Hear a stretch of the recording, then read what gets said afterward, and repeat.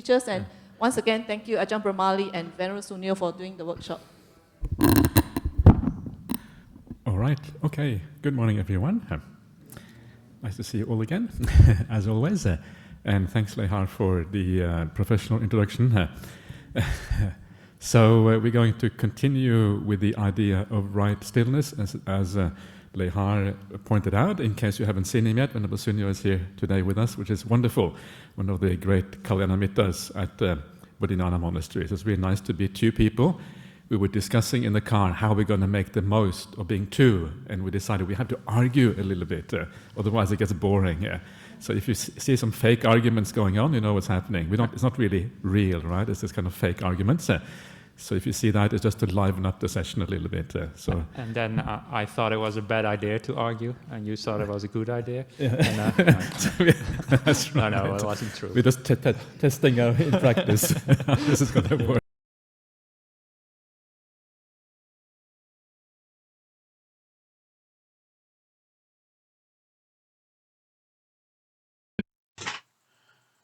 Okay, hello everyone, and welcome back to the second workshop in the series on right stillness in early Buddhism.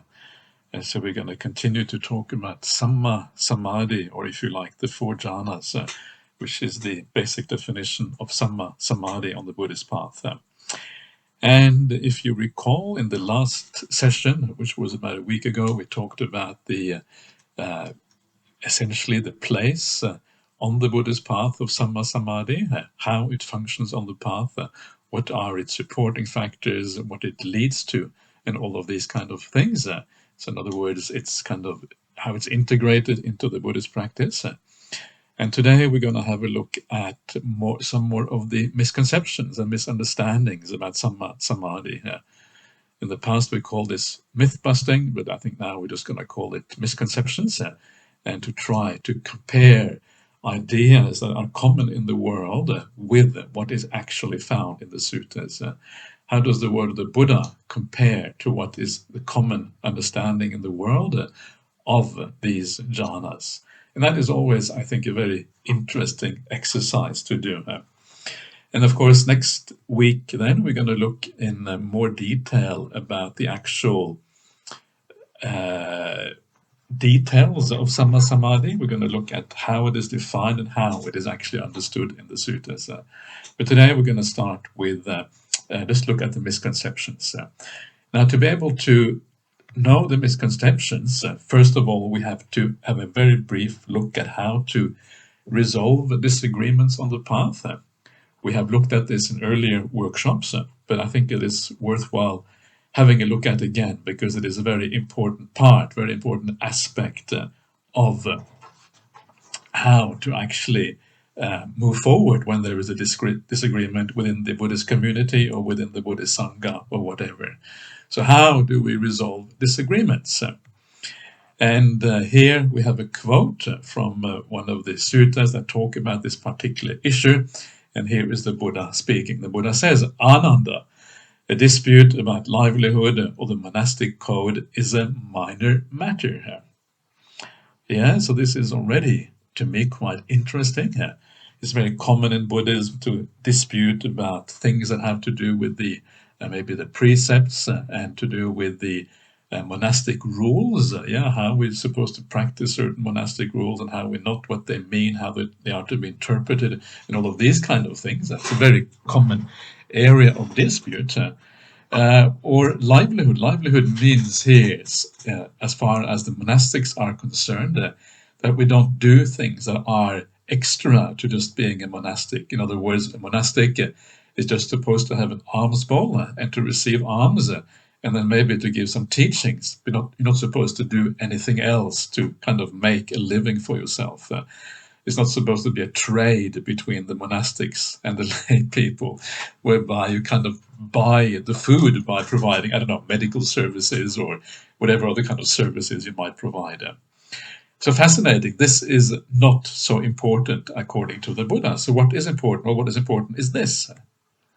But should a dispute arise in the Sangha concerning the path or the practice, that would be for the hurt and unhappiness of people, for the harm, hurt, and suffering of gods and humans. So it is really the aspects of the path, the practice that we have to do. And of course, this is basically what the Dhamma is about. The vast majority of things in the suttas, the Dhamma, are really about the practice, what it is that we have to do, how we make this path work. This is what matters. Because as soon as you have a dispute about the path, well then, potentially, you're actually blocking people from getting access to all the benefits of the Buddhist practice. People get confused. People might lose confidence in Buddhism because there are so many different voices saying different things that are apparently contradictory. And all of this really leads to the decline of Buddhism. It leads to the decline of the number of people who have real insight into these teachings. And it leads to more confusion in the world, more misunderstanding, less certainty among those people who are already Buddhists. So it's very important to get these matters out of the way and to get a proper understanding of the Dhamma.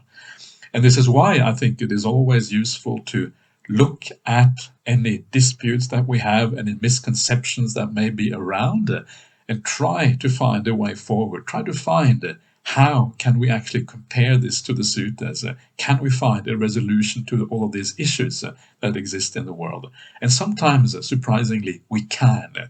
And the reason we can is because a lot of the ideas that we have in our contemporary society, whether it's in the Buddhist world or more in the kind of newly Buddhist world in the West or whatever it is,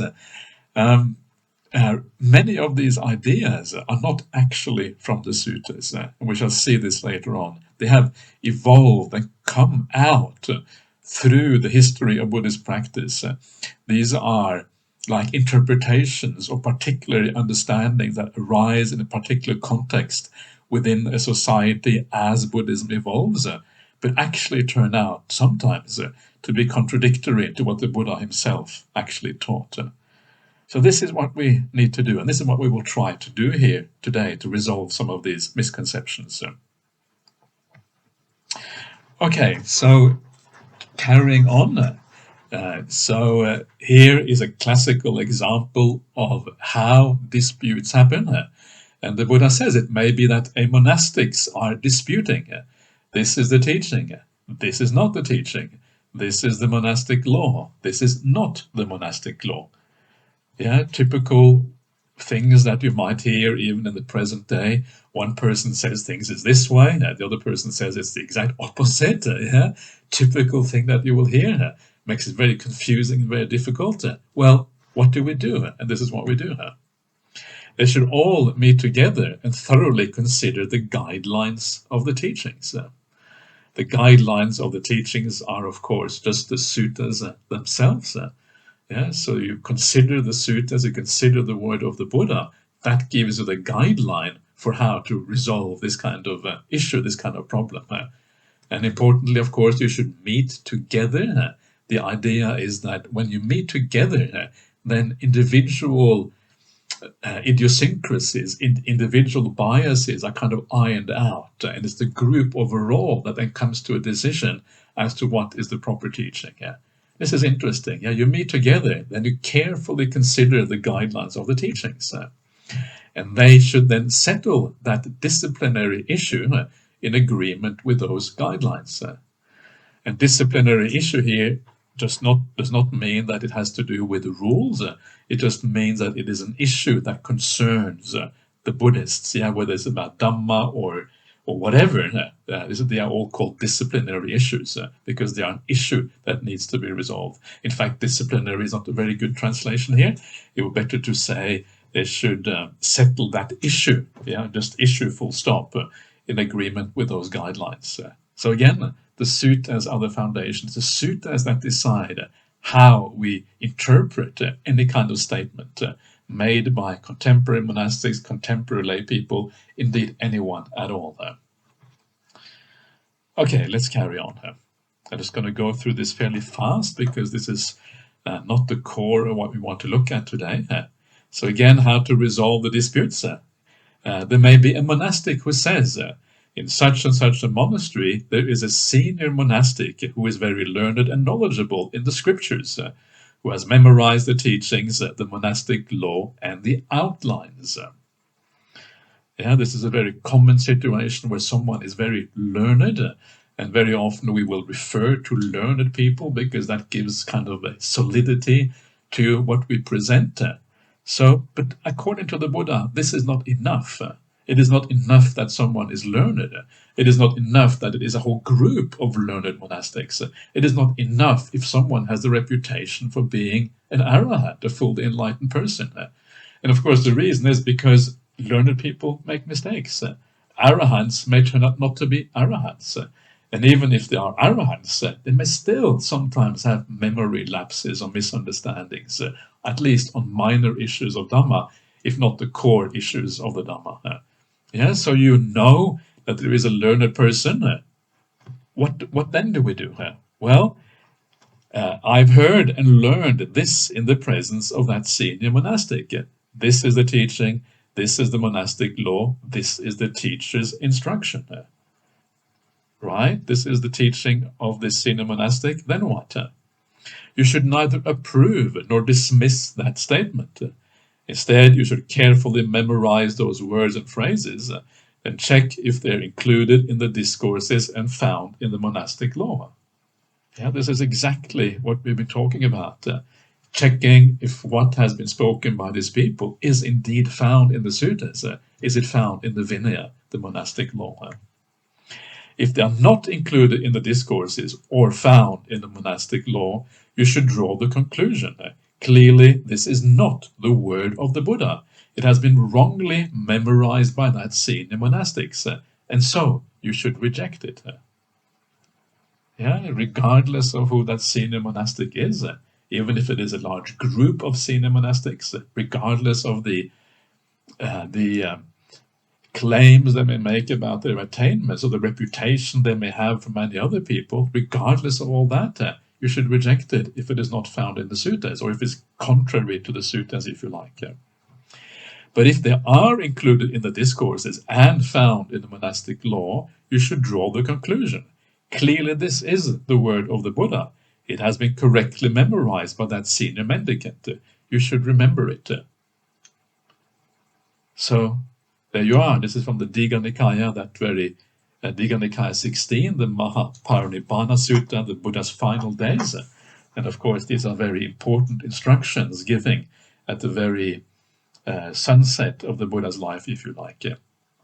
So this gives us the background, just very briefly, and it allows us then to look more at these misconceptions concerned with Sammāsamādhi or jhāna on the Buddhist path. Okay, let's carry on. So, first misconception. This misconception is that the Buddha did not teach jhana. And you may wonder perhaps how anyone could have such an idea, but you would be surprised that there actually are some very senior monastics in the world who have these kind of ideas. This is not at all a kind of a arbitrary or fringe view. Among certain monastics is this kind of core central Dhamma teachings. And it is kind of strange because we shall see very shortly that jhanas are very, very core part of the suttas. So how anyone could really have this view is kind of strange. Actually, I can tell you how it arises. One of the ways that it arises is because people think of the jhanas as something that has been added to the suttas later on. This is kind of the argument that is being made, but we shall see that this does not really stand up to scrutiny. So let's see what are the arguments against this based on the suttas. So again, the claim is that the jhanas are a late addition to the suttas. And why doesn't that stack up? Well, it does not make sense for the following reasons. Number one, the jhanas are everywhere. And I did count how many times jhanas are mentioned in the four Nikayas. The four Nikayas are the four main scriptures of Buddhism: the long discourses, the middle discourses, the connected discourses, and the numerical discourses. So these are four of the main collections, and jhanas are mentioned about 1,000 times in those four collections. 1,000 times, that's like, was it more? Maybe it was more than 1,000 times. I can't remember now. It was either 1,000 or maybe 5,000 times actually. But it was almost close to being once every 2 pages or something like that. So basically, it is everywhere.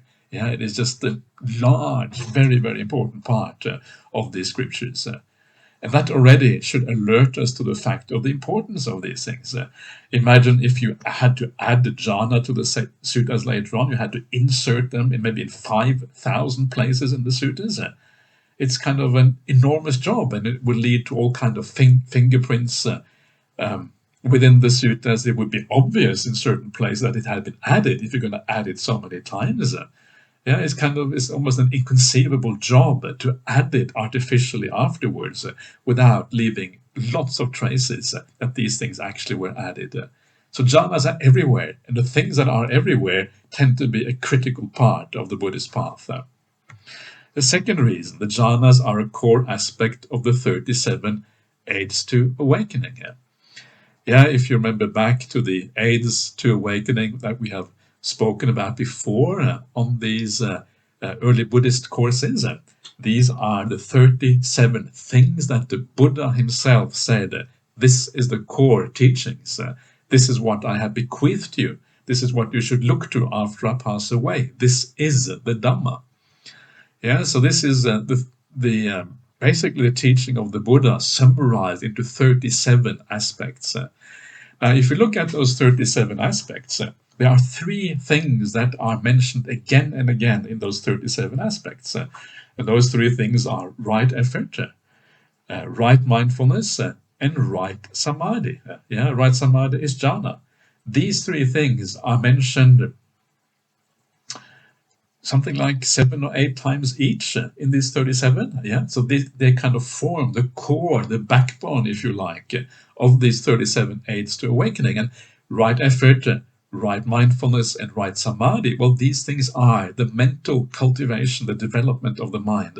And it shows you something about the Buddhist path, being focused on the idea of mental cultivation, changing your outlook, understanding the world in a new way, and developing this powerful deep states of samadhi, of stillness, that this path is about. So this is absolutely core to the message of the Buddha. It is not some kind of incidental thing at all. It is absolutely core part of what these things are. And one of the things you will notice, of course, is that, of these 37, you have things like the 5 indriyas. The 4th one is the samadhi indriya, the indriya of the samadhi of stillness, which is the 4 jhanas. If you take that out, you only have 4 indriyas. So the idea that jhana was added afterwards would have meant that actually now you would suddenly have 6 indriyas rather than 5, or something wouldn't work out with a numerical system because you're adding a factor to a pre-existing set. 7 factors of awakening, the 6th one again is the samadhi, which are the jhanas again. How could that be added without kind of messing up the numerical system? Because they're always known as the 7 factors of awakening. Either you would take something out, replace it with jhana, or the numbers are going to be wrong here. So this is very problematic, this whole idea of just adding jhanas in there as if they can simply be added to the suttas in a simple way. Okay, let's come to the 3rd reason why this idea doesn't make any sense, that the jhanas were added later on. And this is that they are integrated into the sutta exposition. Very often when you have the suttas, you have like long discourses, and the discourse that has a gradual kind of development. You develop from basic things to more advanced things. And somewhere within that development, then you have the jhanas as part of that gradual development. And sometimes the jhanas are referred to as part of a development thing. And if you took them out, it would kind of leave a hole in this exposition. So, for example, one example that we have talked about already is the idea of the tenfold path. In the tenfold path, we have right mindfulness, then right samadhi, then right knowledge, and then right liberation. If you take out the 4 jhanas, the right samadhi, then what happens is that suddenly it becomes just the ninefold path rather than the tenfold path. Again, the whole numerical system and the gradual movement forward is kind of destroyed. And this is how it is in many, many different places. Another interesting example is in the gradual training. In the gradual training, you have the idea how the mind is developed gradually, how you have restrained the senses, you have clear comprehension, you abandon the 5 hindrances, and then you attain the 4 jhanas. This is part and parcel of the gradual training. After attaining the jhanas, it then says that when the mind is thus stilled, and of course that thus stilled refers back to the jhanas.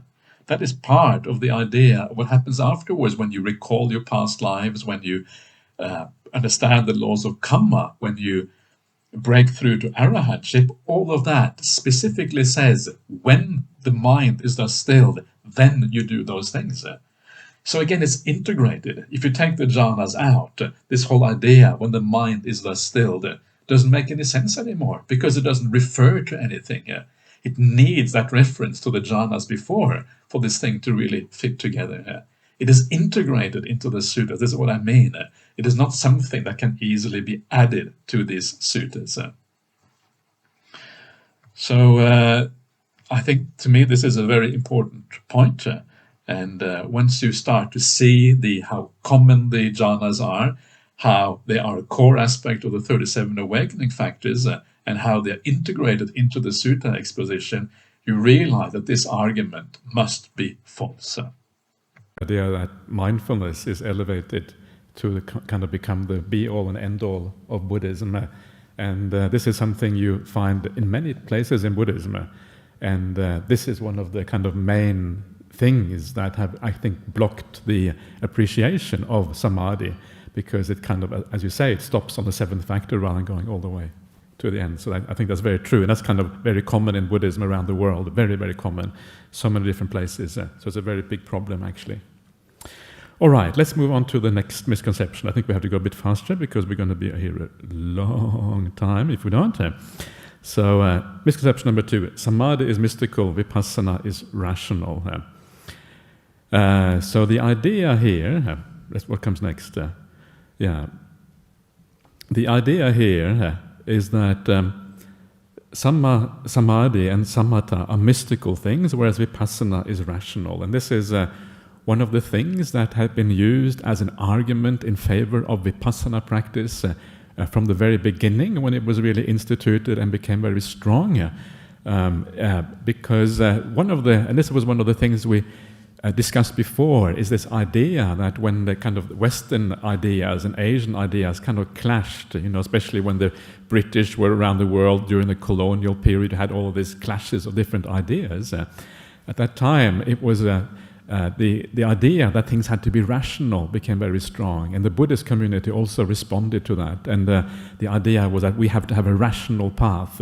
If we go on about psychic powers and reading minds or whatever, we're going to lose everyone, because this is kind of a new age where things have to be rational. So this kind of became then the idea. The big West.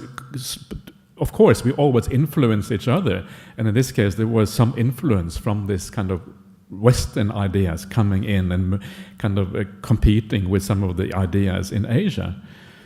And so this became the problem, because samadhi has always been associated with mysticism. It's about, it's about altered states of consciousness. It's about seeing things that you don't normally see. It's about seeing ghosts and other beings and devas and what have you. It's about all kind of psychic powers that you can have, flying through the earth, sinking into the ground, walking through walls. And if you took someone with a kind of rational outlook, they would think you're crazy if you talk about these things. So that's why they decided to move on more towards vipassana. But the thing is that this is really problematic for a number of reasons. One reason is simply, I can't remember what's coming next anymore. Okay, let's just start. Okay, One reason is simply that actually mysticism, mystical states are incredibly interesting in their own right. Why should we throw out the mysterious? Why should we throw out things that actually are different from how we normally see things. And this is kind of, I think, one of the problems of any kind of culture. Western culture, because of our history, whatever we have a certain worldview. And in that worldview, mystical states don't fit into that worldview. So should we adapt Buddhism to fit with the Western worldview, or should we adapt the Western worldview to fit with Buddhism? The latter, right? The latter is the correct one, because we are all trapped in a certain worldview. We are trapped in a certain outlook. And we need to remember that outlook we have is not based always on rationality. It is based on a certain history, on a certain way of seeing things. And so if we really have faith in the Buddha should come first, and then should come kind of our social conventions, our social ideas that have been built up throughout history. We should not reject science. We should not reject other truths. We should always keep the other truths. But what we can reject, what is not so important are the social constructs or the social ideas that we have built up as part of our culture. They are not so important. Buddhism should always take precedence over that. Lots of wrong ideas in any kind of society.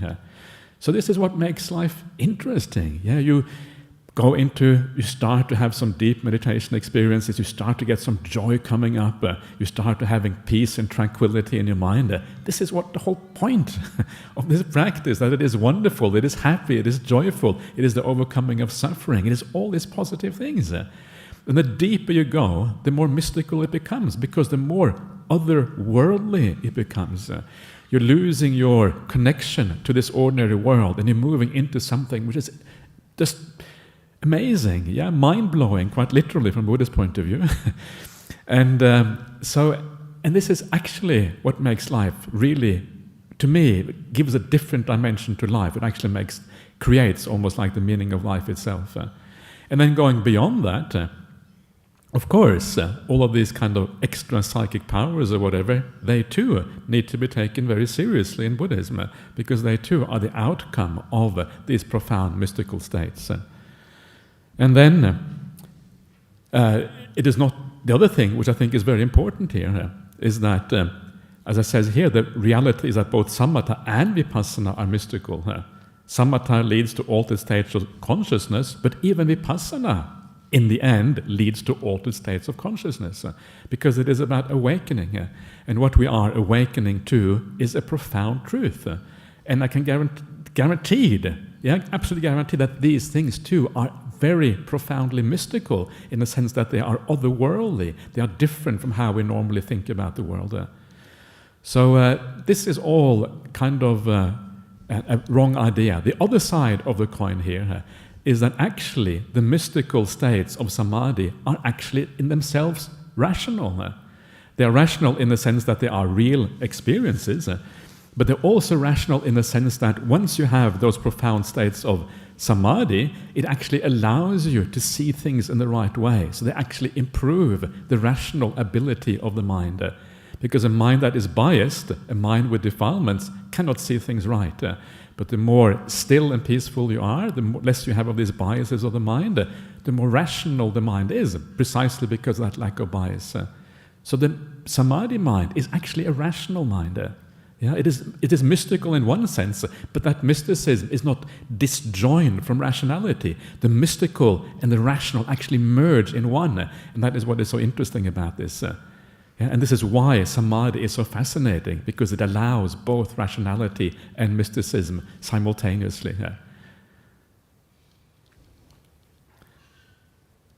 Venerable? Yeah, well, nothing much to add, but just to clarify that the distinction between mystical and rational is not made in the suttas, but made by apparently some people. So, not by the Buddha anyway. Yeah. Okay, so we're going very fast now, so I hope you can hang in there. As this is kind of, I just heard from someone saying that, after the morning's workshop, I'm so kind of full of new information, I can barely keep up anymore, so I have to leave for the afternoon one. I can't stay anymore. So I hope you're able to bear up with all of this. So, misconception number 3, Sammāsamādhi is just calm without insight.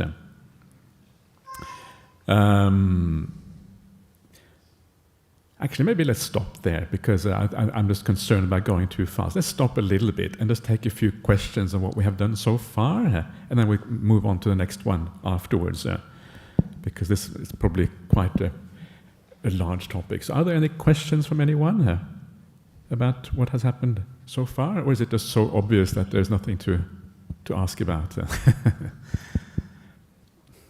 Ajahn, while waiting for someone to ask question, there was a question that someone emailed.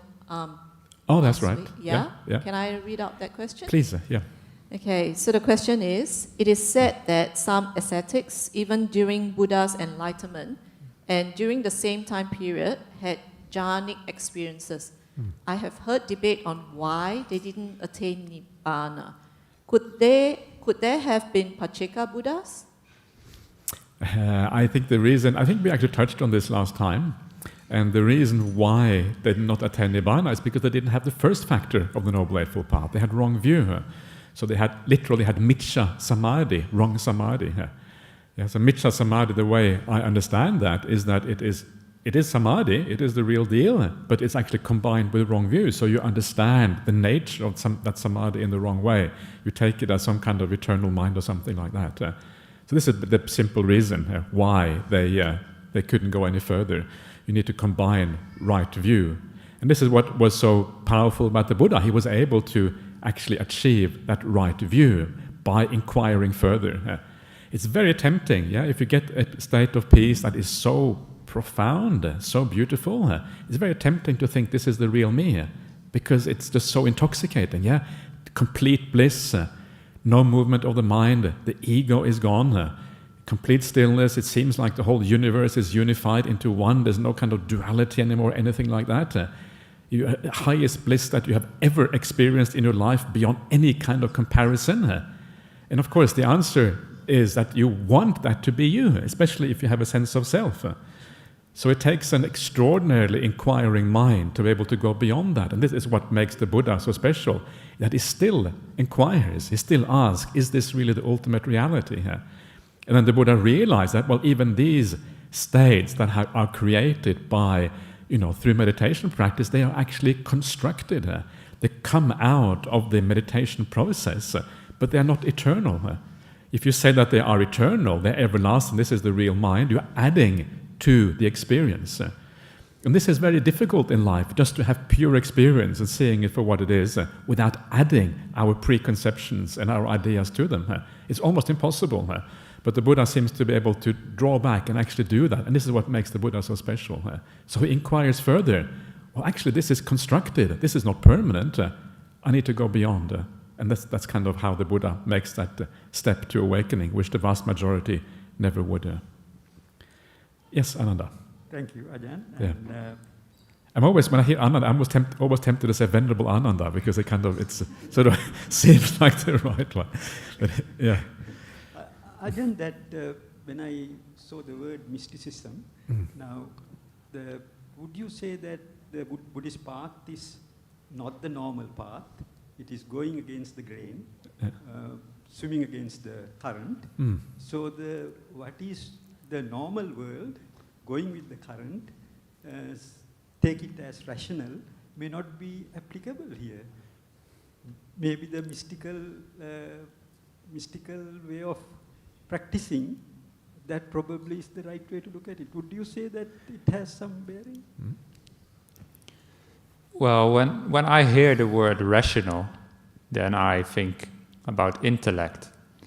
And well, I don't know exactly what people say when they claim Vipassana is rational, but maybe they try to link it more with the intellect than because the intellect is given so much value, especially these days.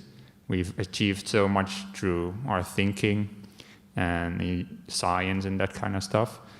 But the Buddha said that the Dhamma was beyond the intellect, was Atakavachara. Yeah, atakavachara, like beyond the realm of thinking. And this is also the case with the deeper states, which here we call mystical. Mystical is apparently a term some people use. I don't really like it. That's why I said it's not found in the suttas.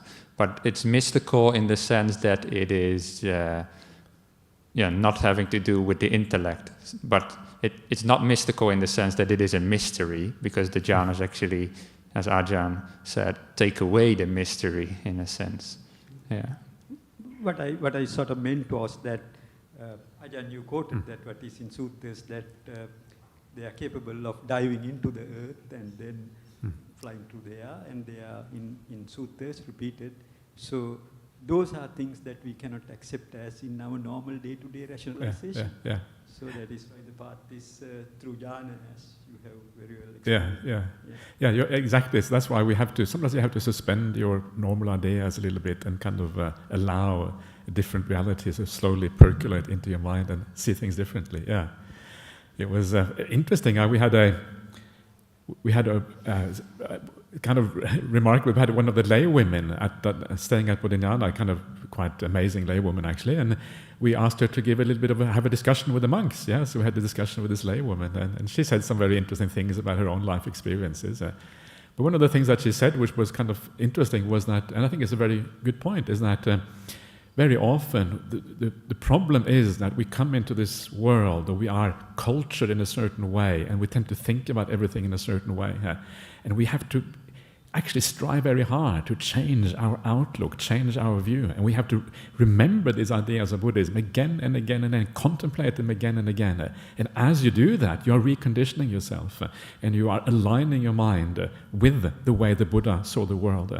But actually it's very hard work, because our own conditioning is so strong in a different direction. Rational, think about this carefully. Diving into the earth, that's nonsense, everyone knows that. But maybe not.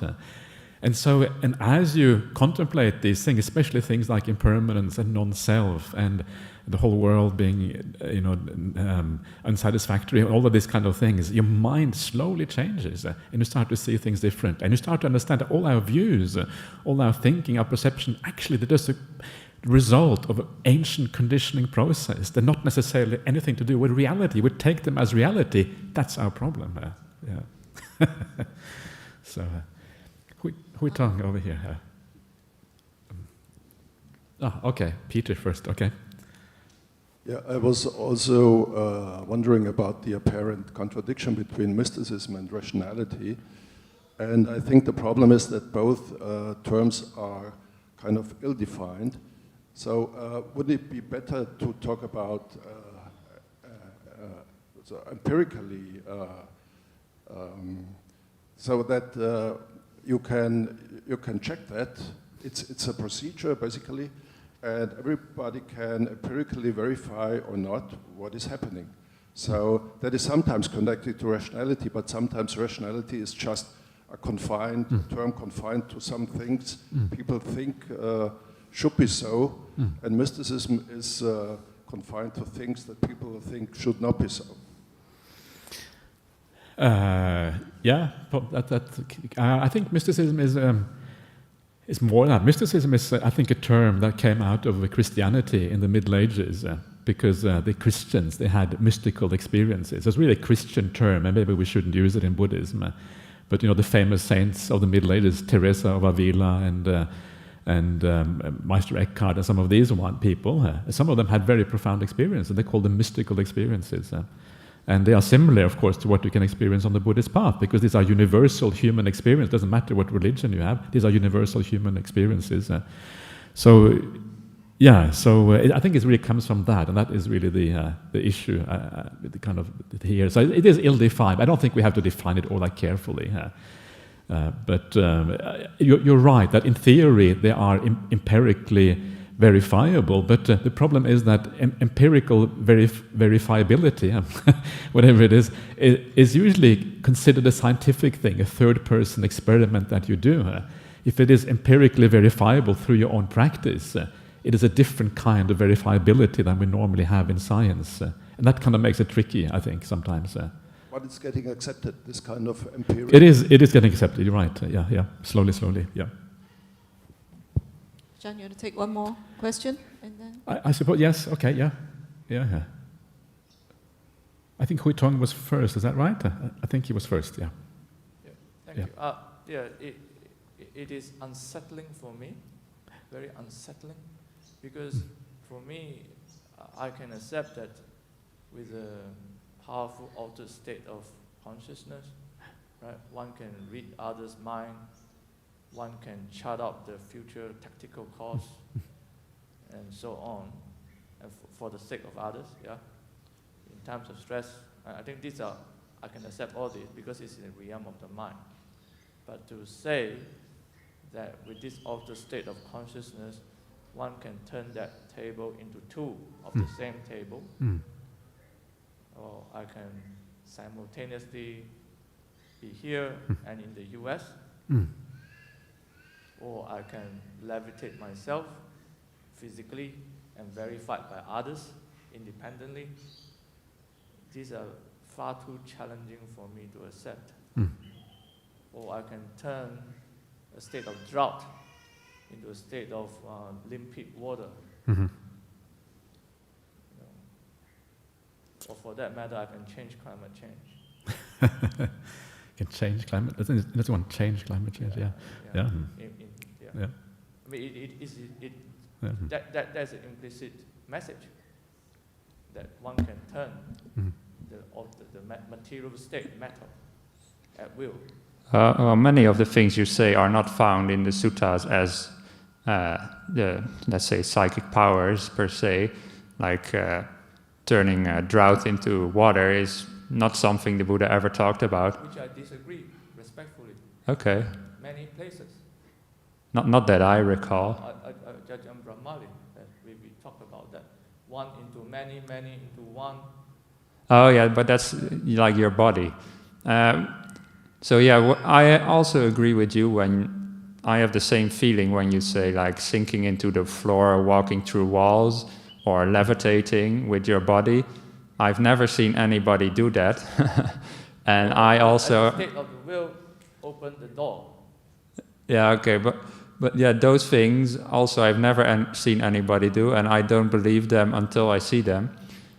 But Venerable Analayo has, in one of his papers, made a point that I feel makes sense to me, and that is that those kind of powers about levitation, walking through walls, all apply to the astral body, like the body you can have in out-of-body experiences. He says that is what those things seem to apply to. Like you can maybe not put my physical hand through this microphone stand, or I cannot walk through a wall. But if you have out-of-body experiences, then you don't have a physical body anymore, but what they call the mind-made body, and then you might be able to do that. And that Venerable Analayo once said that maybe he based this on the Chinese, I can't remember, he wrote so much, I can't remember all he wrote, but in one time he wrote that those kind of powers seem to apply, in some texts at least, to that mind-made body and not the physical body. That is far more acceptable. That is also more acceptable to me as well. Yeah. Yeah.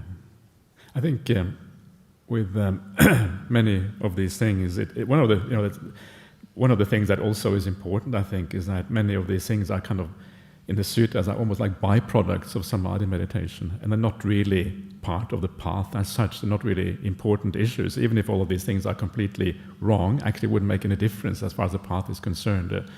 So it's not something that you have to believe in, but I think still it is fascinating that these things are in the suttas quite consistently, and it's challenging, and because it's challenging, it's kind of interesting, because it is the Buddha's, presumably, it is the Buddha's worldview, and it kind of opens up some interesting avenues that most people would dismiss out of hand.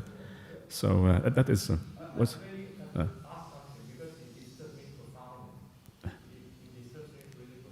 Because it is one of the key arguments given by the Buddha. I mean, he talks about the profundity of the karmic consequence of a bodily action, of a verbal action, and a mental action, right? Mm-hmm. Yeah, and he argues with the Jains about that, right? I mean, I think with the householder, I mean, they go back and forth and ask, this is the Jain's teaching, and come back and say, they talk about bodily action being more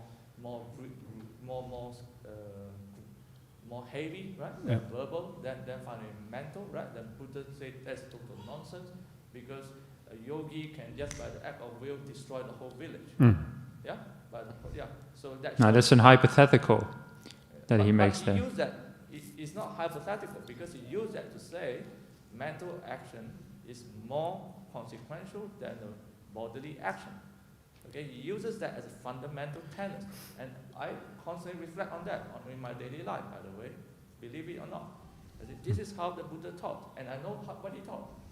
Okay, and I accept that as such, but it still disturbs me because he says a yogi can use his mental power to destroy a village.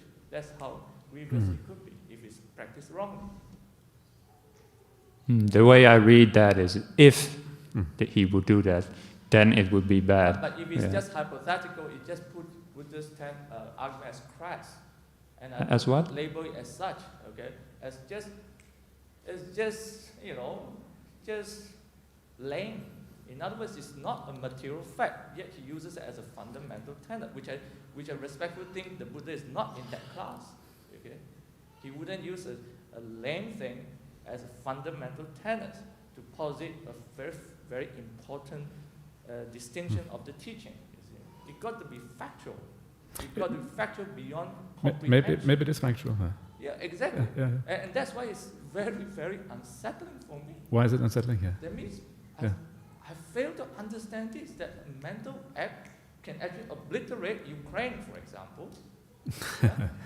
I don't know what you can that do. Is wrong, but right? And that's how bad a mental action well, the thing is that usually it is very unlikely to happen because someone who has deep samadhi is usually a person with incredible virtue. They wouldn't want to harm anyone, So it is kind of very, very unlikely to happen because that combination of ill will and samadhi is, it's hard to really see how that could come about. It's very hard to understand how that could come about. So it seems almost like, yes, it may be theoretically possible, but in practice it may actually never occur because, ill will and samadhi just doesn't go together. So, but I think, maybe it is possible to do that with the mind. I think it may be and precisely because the world is much more mental than we think it is. And think, as soon as you see the world as mental in essence, then possibilities open up that normally are not really available. Yeah, sure. That's good. I'm glad you're unsettled because sometimes we need a bit of unsettlement, So good on you for being unsettled. I'm a bit more skeptical myself as well. Seeing is believing to me. Yeah. I think we have to wait with any more questions, but otherwise we're going to be here for too long. So come back later on with the questions once we are.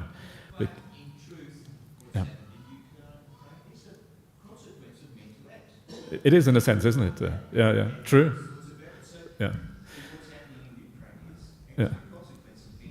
Yeah. It's a good point. Yeah. Anyway, let's stop there, otherwise we're going to be carrying on for too long with too many questions. Please bring up the questions later on. We have more time for ask questions later. So let's do just a few minutes of meditation, just to center ourselves a bit, and then we come back to this.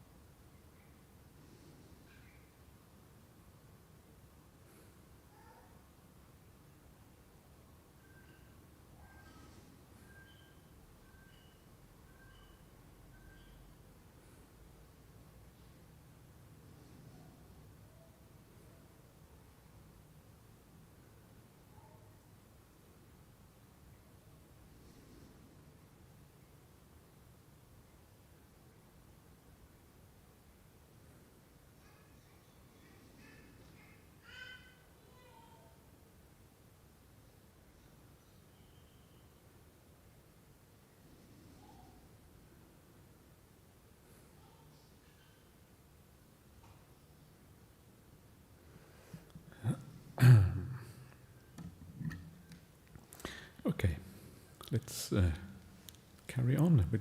See if I can go a little bit faster. All right.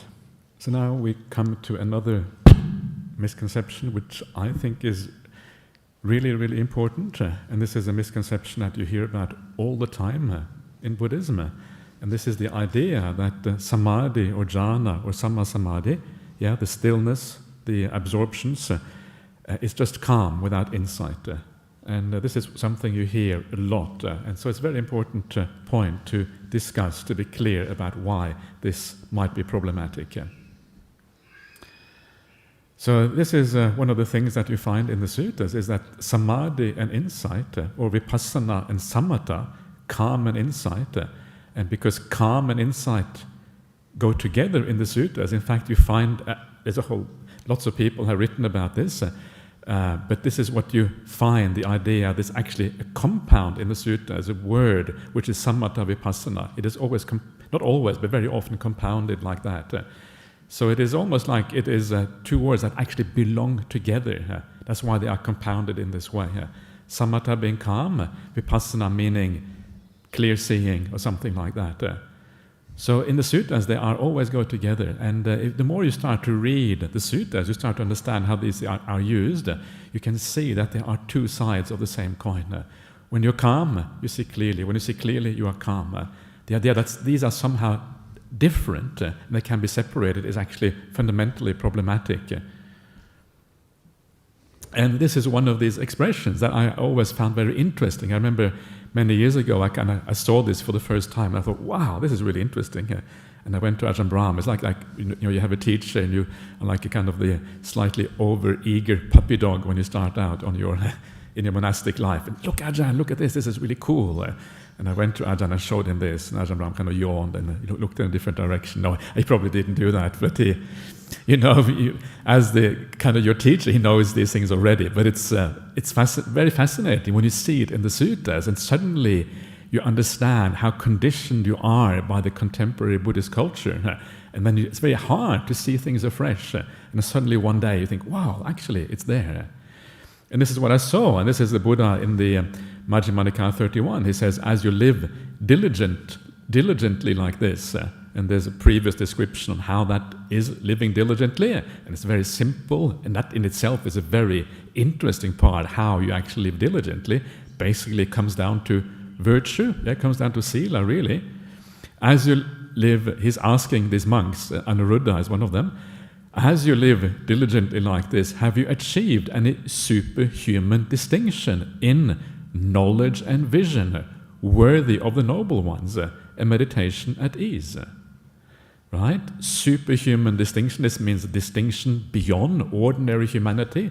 It doesn't mean like Superman, it means like beyond ordinary humans. So this is a distinction, but it's a distinction in what? It's a distinction in knowledge and vision, jnana dasana. Jnana dasana is seeing things according to reality. That's what it is. Jnana dasana is insight. Jnana dasana is about the fundamental truths that we're trying to uncover in Buddhism. That's what it is. So what is this knowledge and vision? Right? Or you think there must be stream entry, right? Because surely that's kind of knowledge and vision. Maybe arahantship, at least some kind of real insight into impermanence and non-self, right? This is usually what it means. Okay, so are you ready? This is the knowledge and vision here. First jhana, second jhana, third jhana, and fourth jhana. Right? Distinction in knowledge and vision, word of the noble ones, alang arya nanadasana visesa in Pali language, is a standard way of describing the jhanas everywhere in the suttas.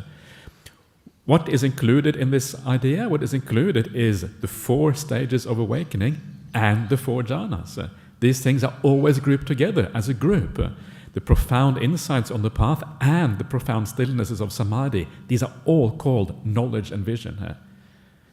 So how can that be the case? Because surely when you go into jhana, you are in a state that is absolutely still. There's no movement of the mind. How can you have knowledge? What does it mean that there's knowledge and vision there? Well, what it means is that, first of all, you need knowledge and vision even to get to that point, to enter these things. So they are conjoined with knowledge and vision. Otherwise, you can't even get there. Secondly, the information that you get from the jhana state, the very fact that you see these things, means that when you come out on the other side, you have a different view of reality when you emerge from these things. Yeah, so it is imbued with knowledge and vision. It doesn't mean that you have insight while you are in the jhana state, but it means that the very fact that you can achieve these things means that there's bound to be a knowledge and vision as a result of these things, both to enter them but also as a result when you come out on the other side. And that is why there are states, superhuman distinctions in knowledge and vision. This is what the Buddha calls them.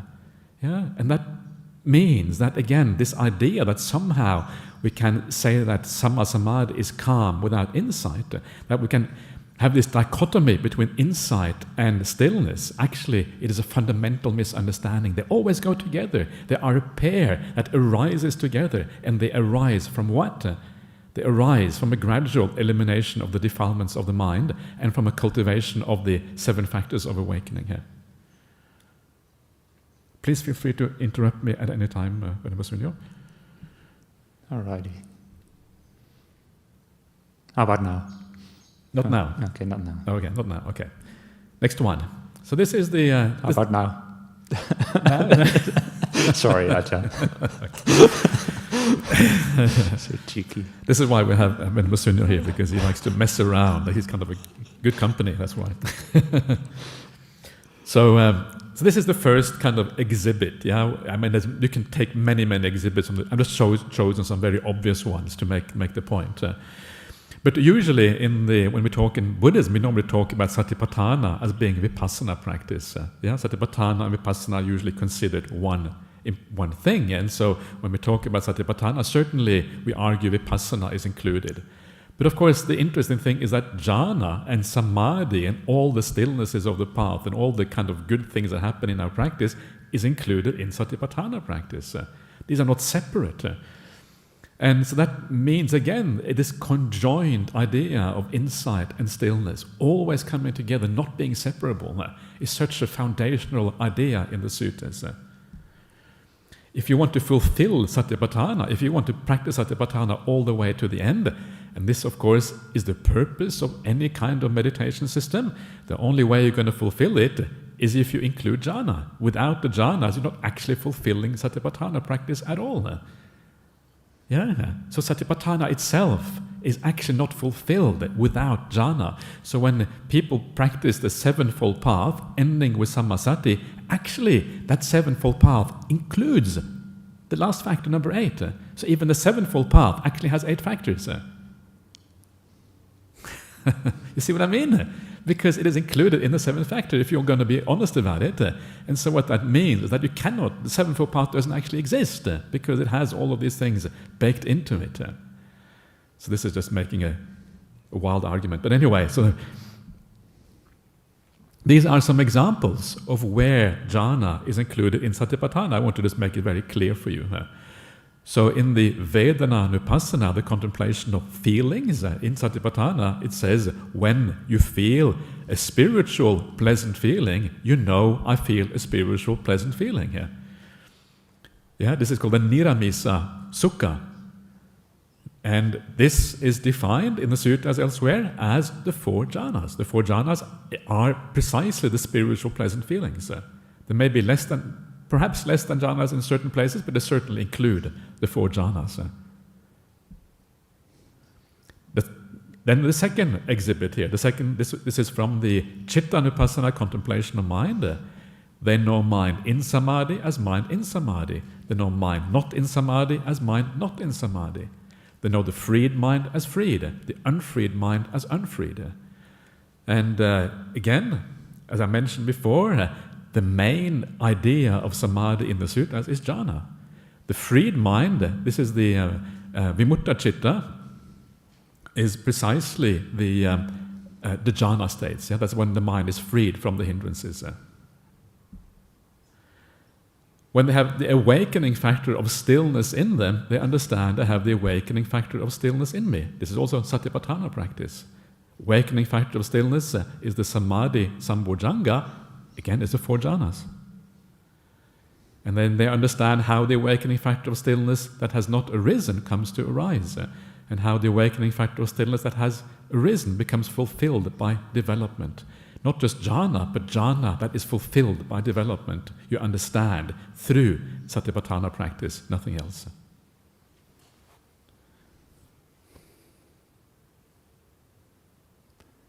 There's also many suttas that say that samadhi leads naturally to insights. But we'll come to those later. But your point here is to say that samadhi and insight are not totally separate things. Yeah. Yep. And that's actually, to me, that's more clear if you read the suttas as a whole. It's sometimes hard to show things in loose passages as we're doing now. Absolutely. Yeah. I fully agree with that. But we can't really show. We could show all the suttas, I suppose, but we had to be very quick. So, Yeah. But no, I agree. I fully agree with you on that one. But that comes to maybe the most interesting one of all, right? Which is this one here. You know this one? Natti jhanang apanyasa panya natti ajayato yang hi jhanansha panyacha save nibbana santike. You know that one? Another knows it. Anyone else knows this one? Yeah, exactly. Yeah, so Robin knows this one. This is a very. You probably know it more when you see the English translation here. Yeah, so this is the translation of it. This is from the Dhammapada. There is no absorption. Absorption here is jhana. There is no jhana for one without wisdom. Yeah, isn't that already incredibly interesting? There is no jhana without wisdom. It's already extraordinarily interesting because the whole idea that you can have something like samadhi without wisdom actually is counter to the entire Buddhist path. Of course, what is meant by wisdom here is not necessarily the awakening wisdom, but it is a high degree of wisdom required to achieve these things. What is that wisdom? Well, it is the wisdom that understands the sensory world as problematic. When you understand the sensory world as problematic, only then can you let it go and can you enter the jhana states. It requires a deep appreciation of the nature of our immediate reality to enter these things. And if you can overcome the sensory realm, the sensory world, the kama loka, you have done 95% of the work on the Buddhist path. This is the hardest part, is to actually get to this point. Maybe even 98%. I know it's hard to put numbers on it, but so there is a profound insight into the nature of the world is required even to have a jhana experience. There's no absorption for one without wisdom. There is no wisdom for one without absorption. Sounds like a catch-22. How are we going to get out of this? Where do you start? So now, this means that if you want the real wisdom, so now we're talking about an even deeper wisdom. If you want a really, really deep wisdom, actually the only way to get that is to have an absorption, to have a jhana state first. So these things revolve around each other.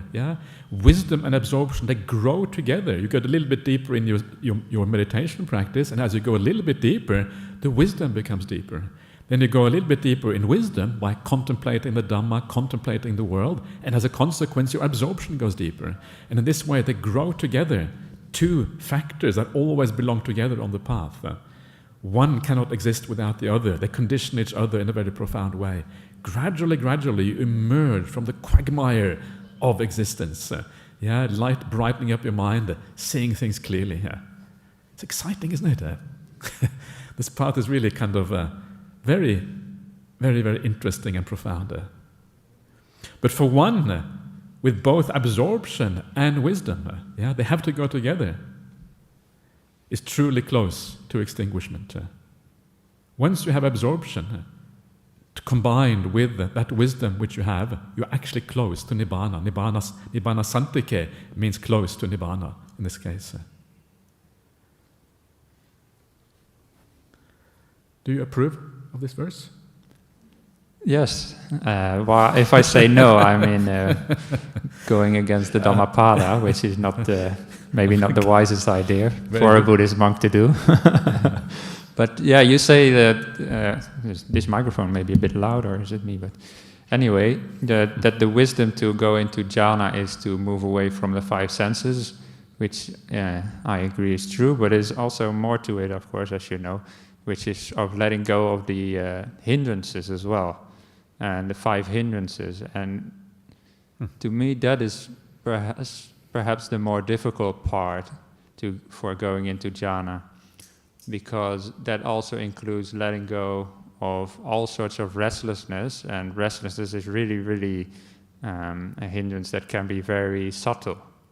And all restlessness essentially comes from a sense of self. So when you go into one of the jhanas, you need to let go of that sense of self as well, temporarily. You need to let go of who you think you are.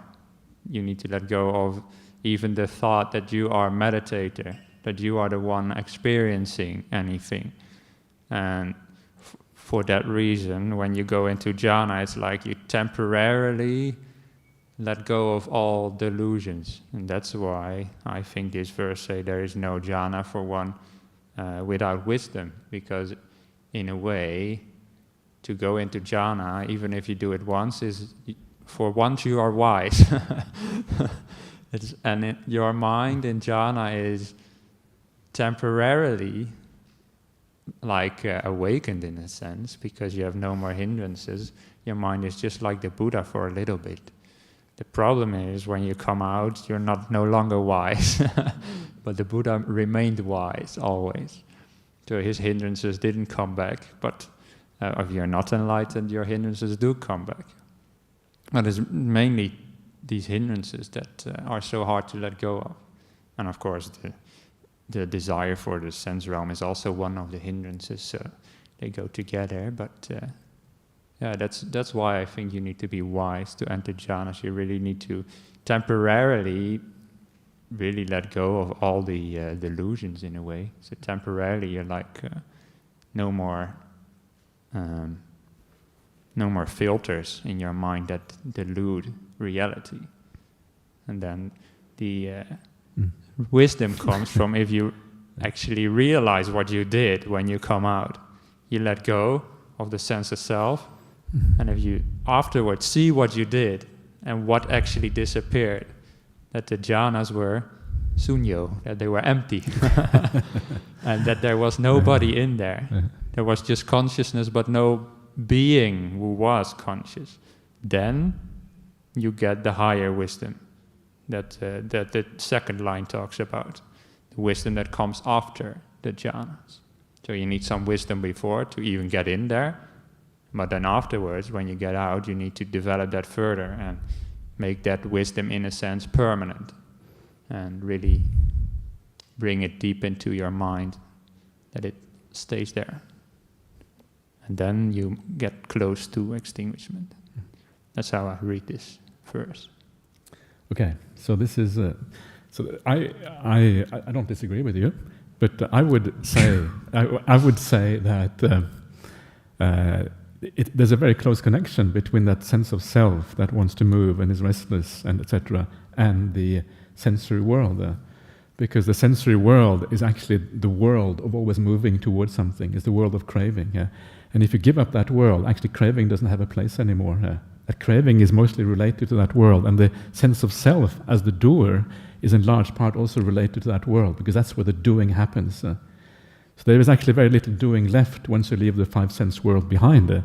So there is, and I mean really leave it behind, right? And the problem is very often the subtle remnants of that five sense world which actually leads to a large part of the restlessness and the craving that actually stops you from. It's actually fairly easy to let go of that movement of the sense of self once the five sense world is completely, utterly abandoned.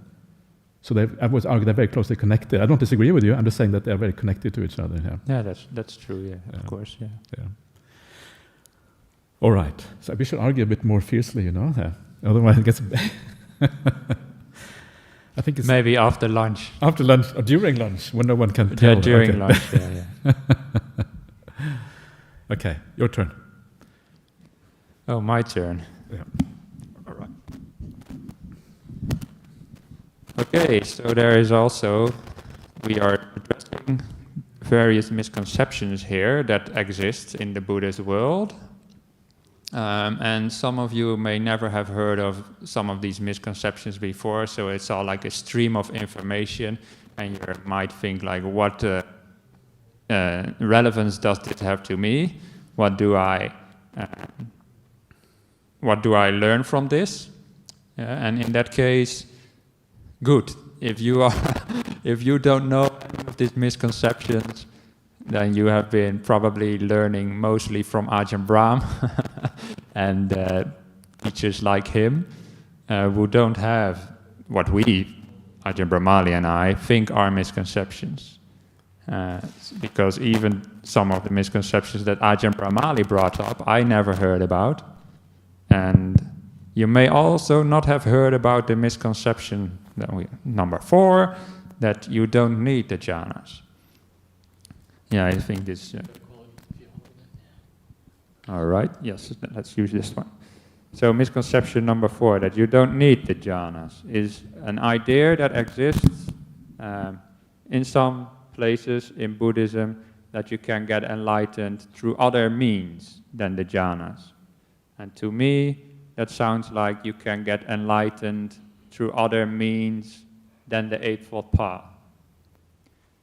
But there's also sometimes, well, not sometimes, very often people ask the question, can I become a stream winner without the jhanas? And most of you will know stream winner is like the first stage to enlightenment, when you first see reality as it really is, but your mind doesn't permanently take that on board, but at least it sees it for a while. That is what we call stream entry, put it very simply. And then the question is, can you attain that with jhanas? Without jhanas, sorry. It's a very common question for some reason. And I will now try to answer 2 questions. First, can you get full enlightenment without the jhanas? My answer will be no. Then, can you get stream entry, like the first stage of enlightenment, without the jhanas? Then my personal answer will also be no, and I'll use the suttas to show that.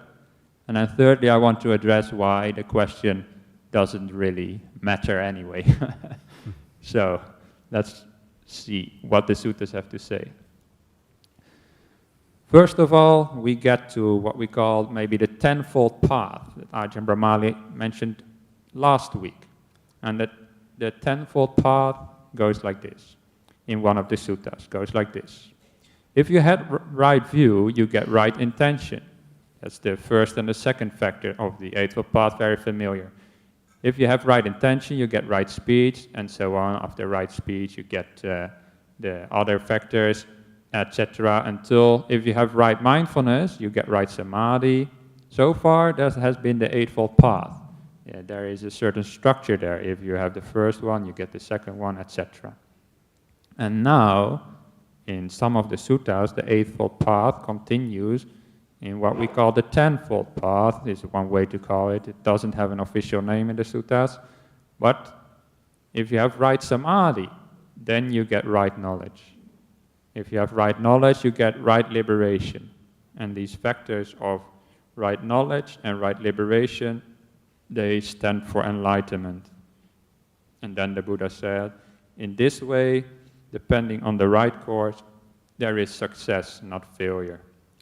This is just one of the many suttas where right samadhi, in other words, the jhanas, leads to knowledge and liberation. In other words, leads to enlightenment. And this is one sutta that shows you that you need the jhanas for enlightenment. Another one is, this one is very clear actually. If you do not fulfill right samadhi, if you do not attain the jhanas, it is impossible that you will abandon the fetters. The fetters is like the things that bind us to samsara. Fetters means something like chains or ties. It's a bit of an unfamiliar word for people who English may not be native language. But fetters means something like the chains that bind us to samsara. And if you don't abandon the fetters, it is impossible you will realize extinguishment. So yeah, the main point here is, if you do not have right samadhi, you cannot abandon the fetters, and then you cannot realize extinguishment, nibbana. You cannot get enlightened. And this should be quite clear. Most people who do say that the jhanas are of importance, which is most people in the Buddhist world, they will agree that you need them for enlightenment. And of course that makes sense. Why would the Buddha teach the Eightfold Path that ends with the jhanas if they are not necessary? Yeah? What would you say about that? No, of course I'm fully 100% with you on this. That I think one of the things you didn't take into account here was the famous simile in Majjhima 64. Remember that one? No. But you cannot cut the hardwood of the tree without first cutting the soft wood. You want to mention that one, or should? Yeah, you can mention that. I can mention. Okay, so this is one of the very nice suttas that shows how important jhana is on the path. And it says, in the same way that it is impossible to cut the hardwood of the tree without cutting the softwood, you have to go through the external before you can go to the inner. In the same way, it is impossible to become awakened without practicing the jhanas first.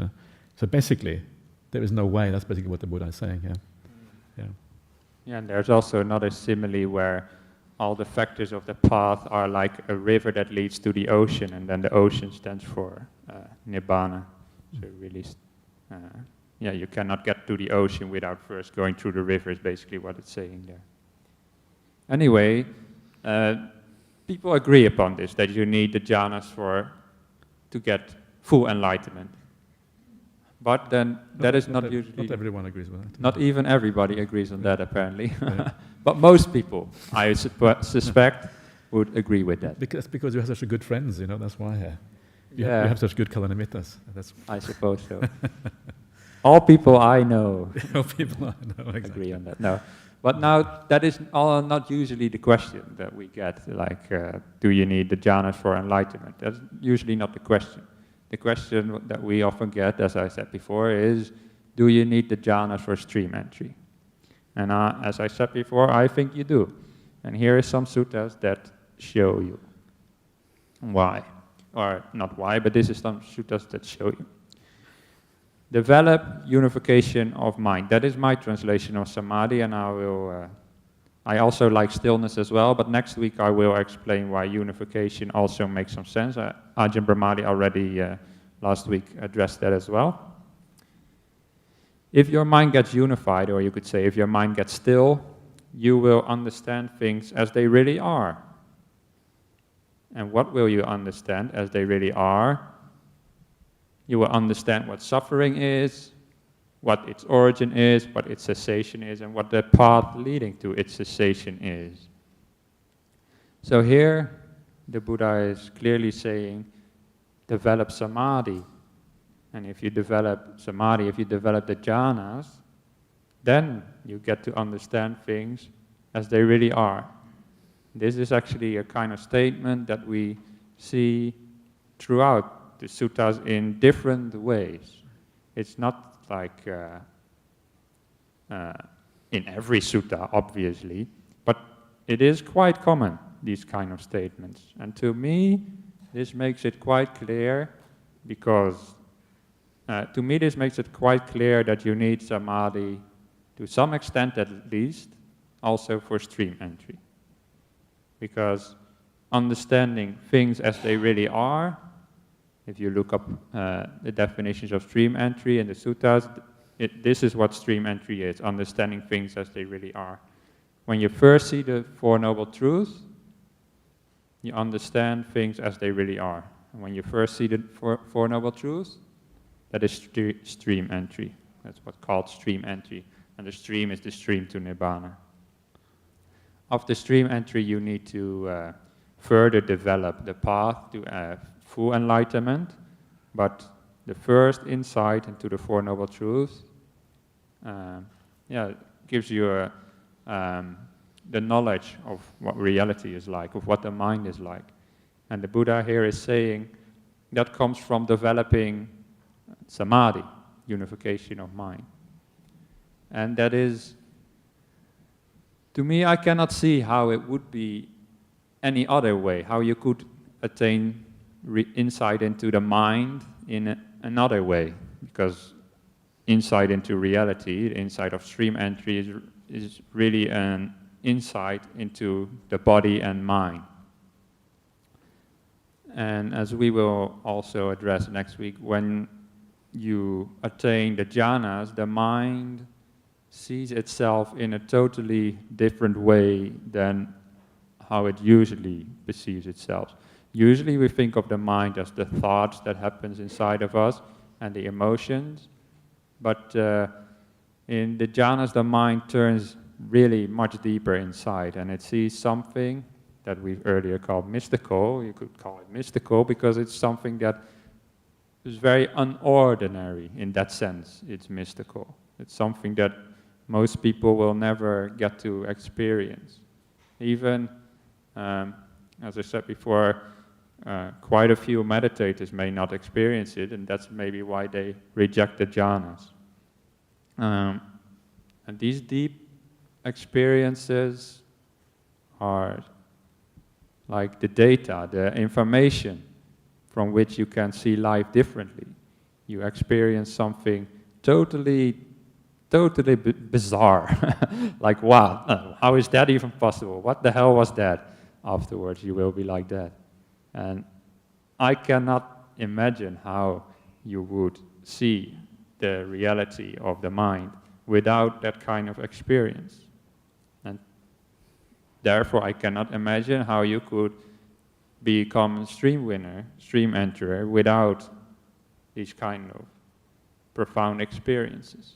And it seems to me that the Buddha is confirming that here. Yeah. And one of the things that always kind of struck me was that it is obviously easier, depending on how we use the word easier to attain a first jhana than to attain stream entry, because you have to abandon less to get into jhana than you have to get into become a stream enterer. If you're going to attain a jhana, you have to abandon the sensory realm and some part of the sense of self. So you have to have a degree of insight. But to become a stream enterer, you actually have to abandon everything, every sense of self into the five khandhas completely. That is a more profound insight, a more profound understanding. So the natural sequence of the path is that you go jhana, then you become a stream enterer. That is how the mind is going to abandon things naturally. As you abandon things, as you develop the path, that is kind of the natural sequence. So it is, yeah. Anyway, just adding that to your point. Yeah, you're getting ahead of my slides a little bit. Am I sorry? I apologize. Yeah. Okay. Yeah. I'll make that point later. Yeah. But first, to make once more the point that you need samadhi for stream entry based on the suttas. This is a class about the suttas. So that's why we come back to the suttas again and again. And the Buddha also said, without right unification of mind, or let's say without right samadhi, if you lack right samadhi, you lack the necessary condition for knowing and seeing things as they really are. And this is a to me, very clear statement that says, if you don't have samadhi, you cannot know and see things as they really are. And the phrase knowing and seeing things as they really are in the suttas always stands for stream entry as well. So there's another case where the suttas make it quite clear in a doctrinal statement that you need the jhana for stream entry.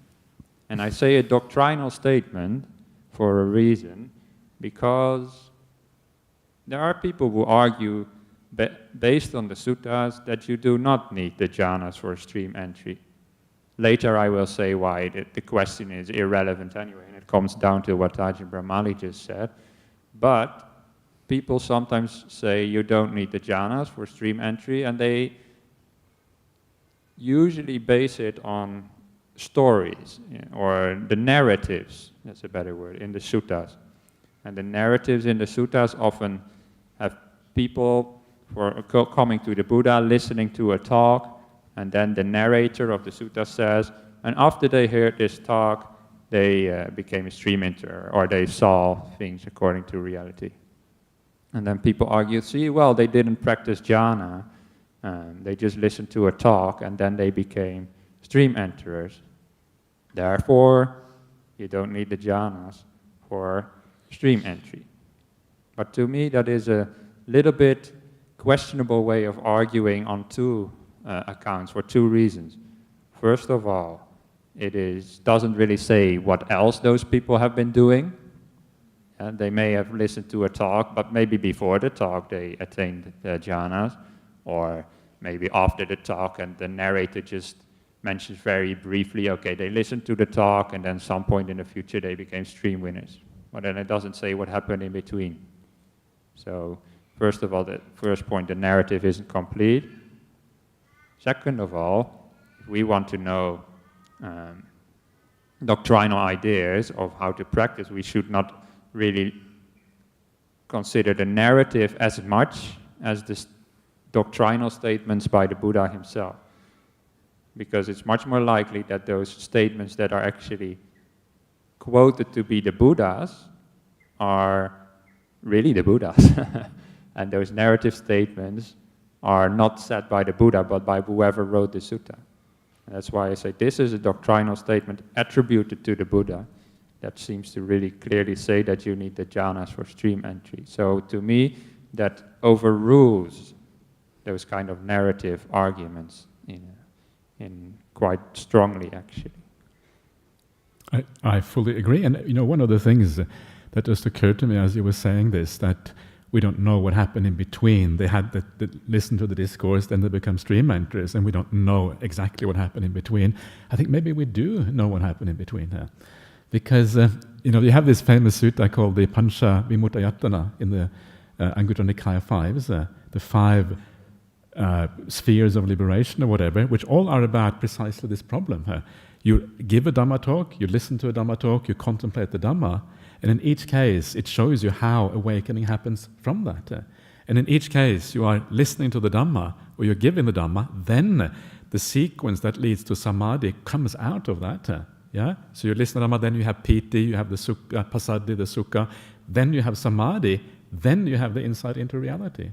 So I think, to me, that sutta actually confirms that we actually know the process, what is happening to the person listening to Dhamma. Actually, they have to go through that process. Then they have the insight into reality, and Samadhi is part of that. Yeah, that's a good point, actually. And it's one of those nice suttas that show that from inspiration you can get the Samadhi. Like, inspiration leads to the happiness within and leads to Samadhi. And then Samadhi, to come back to this point, leads to seeing things as they really are, to stream entry. Yeah.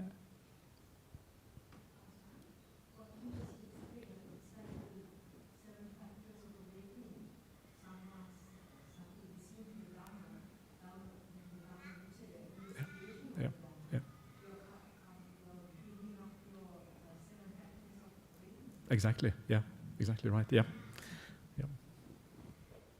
Yeah, thank you for that point. Yeah, that's another nice sutta. So many nice suttas, but we haven't got them all. Anyway, yeah, so these are two texts, I think, that show that you need Samadhi, the jhanas, basically, to get stream entry. And there are some others as well, but these are, to me, quite clear. Is that the last slide on that point? Or? Yeah, there is another slide on that point. All right. So these texts show quite clearly that to me, that you need the jhanas for stream entry. However, when people ask that question, do I need the jhana for stream entry? Then, to me, that is a really weird question. Because it sounds to me like somebody wants to go to the gym and says, do I need to be able to lift 100 kilograms before I can lift 200 kilograms? I want to lift 200 kilograms. Who cares about 100 kilograms? And well, I cannot lift either, just to be clear, but I do think you need to be able to lift 100 kilograms before you lift 200 kilograms. And this is to get to Ajahn Brahmali's point that the stream entry, in a way, is more difficult to do is not the right word, but you need to let go of more than samadhi.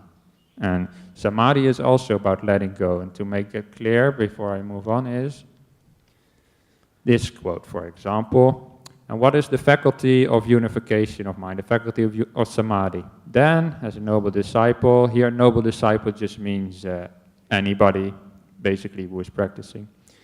Having made letting go your means, you gain unification of mind, you gain samadhi, and you gain unity of mind, cittasa ekaggata. I'll come back to those terms next week a little bit. But the point here is, having made letting go your means. Yeah, so the jhanas you really attain through letting go. And what do you let go? After you get fully separated from sensual experiences, so you let go of the 5 senses, and you separated from unwholesome qualities, you let go of the 5 hindrances. And also included in that is also the sense of self. So to be able to attain the jhanas, you have to let go of the 5 senses and the 5 hindrances, the sense of self. However, to attain Sotapanna, to become a stream winner, you also need to let go of the 6th sense as well. You need to let go of everything. You need to let go not just the 5 senses, but all the 6 senses. You need to let go of the mind completely. And when you do that, completely let go, then you attain stream entry. So you need to let go of more, and therefore stream entry is more difficult. And therefore, in a sense, it is the wrong question to ask. Do I first need the jhanas, or can I bypass the jhanas and go straight to stream entry? Because the practice is the same. The practice is letting go. Just let go of as much as you can. Become more peaceful and content. And just practice letting go.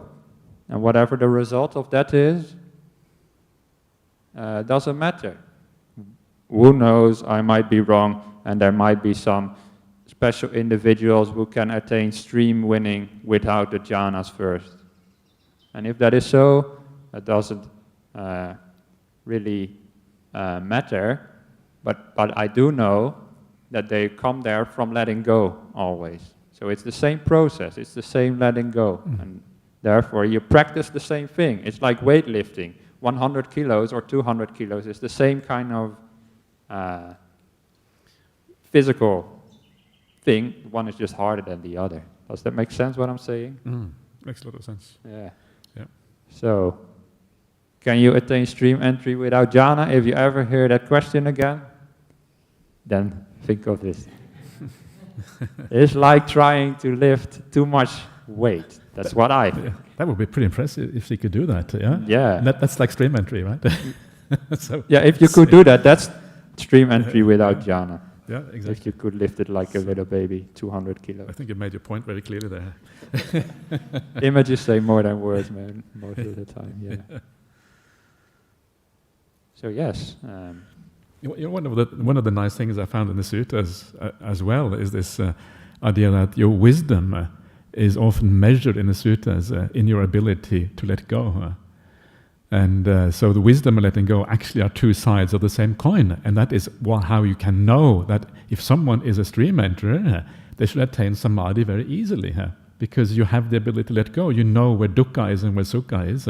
That insight is actually, that insight gives you the ability to let go. That letting go and insight are 2 sides of the same coin. So your depth of your understanding is measured by your ability to let go. And that is, I think, is a very kind of useful guideline in general. And you know that someone is wise precisely through their ability to attain deep states of samadhi. Our first argument. Because I don't fully agree with that. Not the last one. Yeah. Not the last one, no. But, of course, the ability of wisdom is measured by how much you let go, but I don't think stream enters are always easily attaining samadhi. There's one sutta with Mahanama where where Mahanama asked the Buddha, I understand I understand suffering, and especially the suffering of the 5 senses, but I still cannot let them go, still attached to them. Then the Buddha says, you need to practice the jhanas to be able to let go of that. But to me, that sounds like non-returners are easily to attain the jhanas because they have understood really the problem with the five senses. They have let go of all sensual desires, but stream winners and also once returners still may have some more difficulty with attaining the jhanas. Yeah, true, they will have more difficulty, but I think they will, even if they have a little bit more difficulty, they will have a general insight into the Four Noble Truths is an insight into dukkha. So they may need a bit more time maybe and a bit more, but I think their mind is still inclining in that direction. So you're right, that is, non-returners obviously is different. But yeah, anyway. To me it sounds like we pretty much agree actually. I'm not so sure if we disagree, but anyway. Boring. Boring, that's right. Should we do some questions? Are you? Yes, yeah? this was a good point for that. Yeah.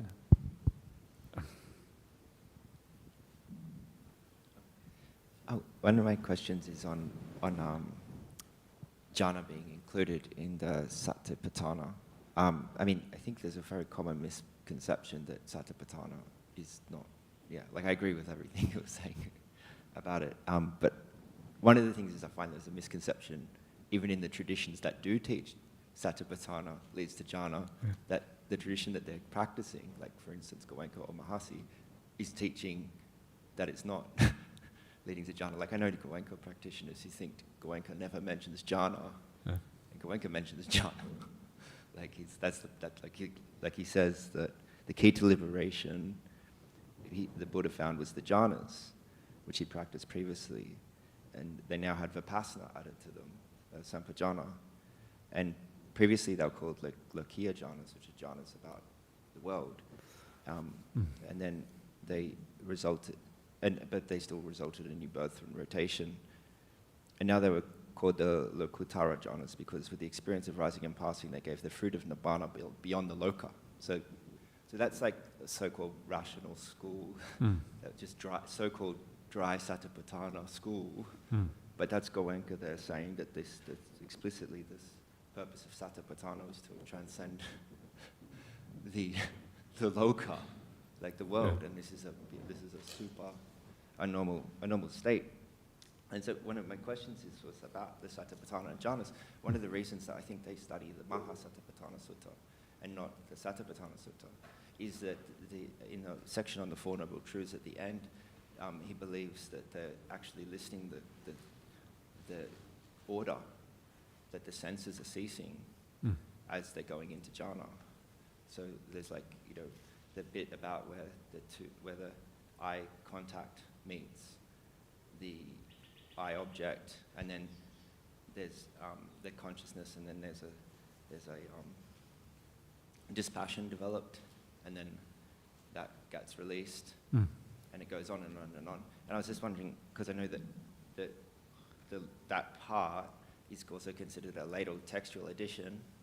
I was wondering if you could speak maybe about how the benefits or drawbacks of teaching with the Mahasatipatthana versus the Satipatthana. Gee, that's a... Yeah. I thought the question was for you, Ajahn. It was for me. Sorry, it's one of those things I had like 3 questions and I tried to get one in. Yeah, so sorry. I think what your point is well taken. I mean, the obvious disadvantage of teaching the Mahasatipatthana Sutta versus the Satipatthana Sutta is that the Mahasatipatthana Sutta is even more laid, even more added to, even more a kind of composite of different time periods in Buddhist history added together. And I think that's good enough reason to actually not teach it. And I think this is one of the reasons why we need sutta studies to understand what really is the earliest part of Buddhism. I think that's a very important point. And the Mahasatipatthana Sutta is like a compilation of ideas taken from things like the Saccavibhanga Sutta, the Four Noble Truths, and kind of put together. And I'm not aware of these arguments that you're making about using that Mahasatipatthana Sutta to enforce the Vipassana method. I'm not actually aware of that, so I can't really comment on that. But as a general principle of teaching the suttas and relying on the suttas, certainly the usual Satipatthana Sutta is preferable to the Mahasatipatthana Sutta. Even more preferable is then to investigate, well, what are the earliest aspects of the Satipatthana Sutta itself? And as you do that, you start to kind of understand what it really is about. It's fascinating. I mean, the Goenka tradition, I don't know too many details about it, to be honest, but I know that there are Goenka practitioners who actually practice jhanas as well. This is not unknown, and I know some very well-known, some of the kind of maybe most well-known Goenka practitioners in the world who actually are very pro-jhana. So I don't know if that is, maybe it was just underemphasized, but maybe if you became a very advanced practitioner, you actually did practice the jhanas. I'm not sure. But I don't think it is always the case that they didn't practice the jhanas. But I know certainly for beginners in the early stages of the Goenka, that they were not emphasized, and you focused on the kind of the rising and falling of feelings or whatever, or the sensations or whatever. So I think these things are always more complicated than meets the eye, and it's kind of, I mean, it's we tend to dismiss certain traditions because it's the easy way. If you dismiss them, you kind of get clarity. But things are always complicated in life, and things are often more. So I don't know. I'm a bit on thin ice because I don't know all the details of this. But generally, I kind of like to give people the benefit of the doubt if there is any doubt there. So.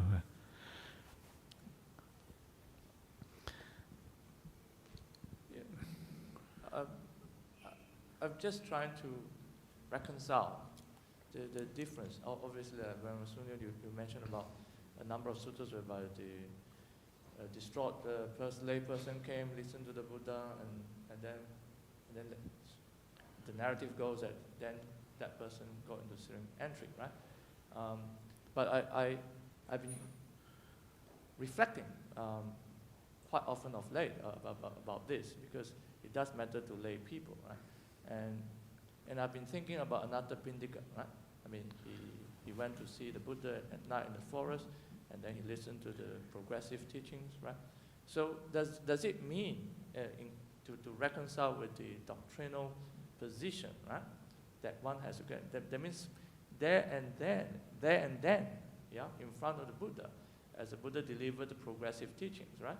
About dana, sila, and so on. And then he actually sit with the Buddha, and actually there and then, God, because of faith and his pure conduct, generally pure conduct in life, then got into the first jhana. And then upon coming out of the first jhana, the Buddha then gave this special teaching on the Four Noble Truths. And then he broke through. Is that how one should reconcile the teaching?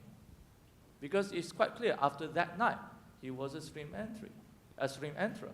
Yeah, so you're saying, is that one way to reconcile those kind of narratives where people get stream entry when listening to the Buddha with these kind of statements that I made before, like you need samadhi to become a stream enterer. And yeah, that could be one way to reconcile the two. Maybe they did attain jhanas while listening to the Buddha and then came out and then afterwards attain stream entry. That is a possibility. The texts don't say that explicitly, though, and that is why some people say, oh, you don't need the jhanas. And to me, the main point I was trying to make is that those narratives always have to be interpreted in light of statements like this, in light of the doctrinal statements. And however we do that, doesn't really matter. Your way is one that could work. I tend to think that the narratives are often oversimplifications of what actually happened. First of all, because they were not spoken by the Buddha, but just by whoever spoke the sutta. Yeah? It's not put in the words of the Buddha almost always. It is just the person who started the sutta and says, at one time the Buddha was staying here and there, and now I'm going to tell the sutta, blah, blah, blah. And then at the end they say, and after listening to this sutta, this and that became a stream enterer or whatever. That's how it usually goes. And Wu says that we should trust that that person actually remembers that that person became a stream enterer, and how did the person who told the sutta even know that that happened? That is questions I would have. Yeah. Because to reconcile, if I were to reconcile that way, that means, another pinnacle is really a heavy lifter. That means in the first instance, he went into the first jhana, and of course he was accompanied by the Buddha, the best teacher ever, right, in history, right? But that means he really has a very powerful mind there, and then he came out and he can, with the help of the Buddha, with all the Four Noble Truths, he actually could penetrate and obliterate the five khandha right in front of the Buddha and see into the very emptiness of the five khandha right in front of Buddha and emerge as a stream enterer with the blessing of the Buddha. And that was one. This is a really heavy lifter as far as I'm concerned. Yeah, that is may also have happened. Yeah, but my main point was that doesn't really matter exactly what happened to individuals. It's more important that we realize the way we should practice and what do we take away from that. And so some people, they take away from that they don't need to practice the jhanas. And that, I would say, is not a wise way to approach these kind of texts. That is my main point. And I'm not saying, oh, this is how you should interpret the narrative always. That is not my main point. A very simple reason could be just the teacher himself has not had the experience of jhana. This is a profound method of meditation or stage of meditation. And so they just try to play down the importance of having to have the jhana in the process, I guess. So what's the message to people who follow teachers who do not have the self-experience of reaching jhana? I think they may not even necessarily be trying to play it down, but they don't really understand what they're talking about. Yeah. I mean, sometimes you have to have this experience to really understand what's going on, and then you will teach it in the appropriate way because now you know her. But prior to knowing, it's kind of a bit more uncertain. The way we interpret the Buddhist text is always in line with our own understanding of the world. It's impossible to avoid that. Yeah. Thank you, Ajahn. Yeah. John, it's 10:23. 2 more minutes. You don't take more questions, or should we break for 2 more minutes, lunch? yeah. 2 more minutes, yeah. 2 more minutes? Yep. Forgotten my question, but I think what I want to say was, so jhana is when you're 95% through the thing. So myself, I'm not there. So with some joy, you get some wisdom. And then you realize that there are like waves that come, and it's not in your control. You realize little things like, it's almost like it's organic. So then you realize, I'm not doing it, it's just coming.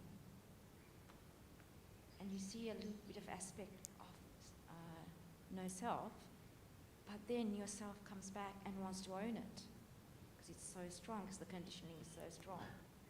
So with the jhanic experience, is your no self quite weak, so that at the contemplation after a jhana doesn't need to be as strong, because you're already almost knowing so much about non-self? Your contemplation after the jhana will will necessarily, or how should I say this in English, inevitably be stronger always. It won't be less strong. First of all, because you've had this very profound experience and you're like, what was that? This is something totally different from what I've always experienced, and you can't help but look at that. And I mean by look at that is reflect upon it and think back upon it, like, what happened? And you will not be easily be able to just put that aside and continue with life as normal. So that's one way that your reflections will be deeper. And the second way that your reflections will be deeper is that after you've cleared the hindrances, the mind becomes much more much clearer, becomes much more sharp. It's like you have a laser beam of a mind after you come out of the jhanas. You may have experienced already a little bit of all these kind of things in meditation before the jhanas, of course. There's peace to be found there. There's clarity to be found there. There's some insights to be found there. But there is a point where things just switch around, the way you look at life, switch around 180 degrees. This is when, after the jhana, you reflect back upon it and you fully let go. This is, all those minor insights are in a way quite superficial compared to that. And they are also not things you carry with you permanently. Those minor insights may sort of lead you upwards to more and more peace slowly, but you can lose it again and forget about it all again. But the insights of stream entry, they are something you can never lose again. Yeah? I don't know if that answers your question. Yeah? Okay. Ajahn, we take a break now? Yeah, let's take a break. Yeah. Excellent. Have a nice lunch, everyone, and we'll see you again afterwards. Weightlifting, 100 kilos or 200 kilos is the same kind of physical thing. One is just harder than the other. Does that make sense, what I'm saying? Makes a lot of sense. Yeah. Yeah. So, can you attain stream entry without jhana? If you ever hear that question again, then think of this. It's like trying to lift too much weight. That's what I think. That would be pretty impressive if she could do that, yeah? Yeah. That's like stream entry, right? So yeah, if you could do that, that's stream entry without jhana. Yeah, exactly. If you could lift it like a little baby, 200 kilos. I think you made your point very clearly there. Images say more than words, man, most of the time, yeah. So yes. One of the nice things I found in the suttas as well is this idea that your wisdom is often measured in the suttas in your ability to let go. And so the wisdom and letting go actually are two sides of the same coin. And that is how you can know that if someone is a stream enterer, they should attain samadhi very easily. Because you have the ability to let go. You know where dukkha is and where sukha is. That insight is actually, that insight gives you the ability to let go. That letting go and insight are two sides of the same coin. So your depth of your understanding is measured by your ability to let go. And that is, I think, is a very kind of useful guideline in general. And you know that someone is wise precisely through their ability to attain deep states of samadhi. Our first argument. Because I don't fully agree with that. Not the last one. Yeah. Not the last one, no. But, of course, the ability of wisdom is measured by how much you let go, but I don't think extreme enterers are always easily attaining samadhi.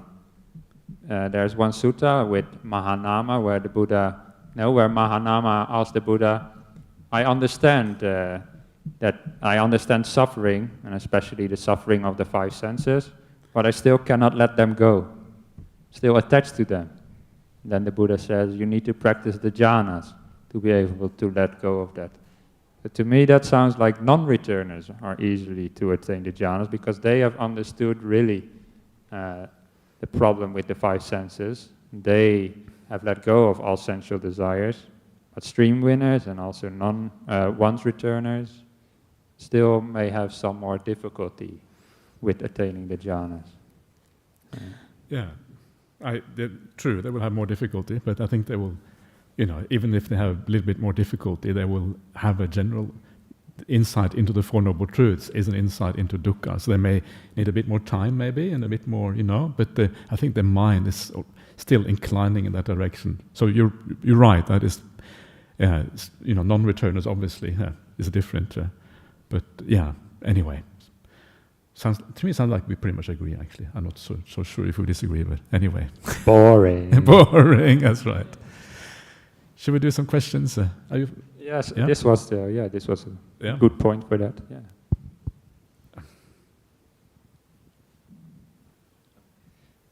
One of my questions is on jhana being included in the satipatthana. I mean, I think there's a very common misconception that satipatthana is not, like I agree with everything you were saying about it. But one of the things is I find there's a misconception, even in the traditions that do teach satipatthana leads to jhana, that the tradition that they're practicing, like for instance Goenka or Mahasi, is teaching that it's not leading to jhana. Like I know the Goenka practitioners who think Goenka never mentions jhana, and Goenka mentions jhana.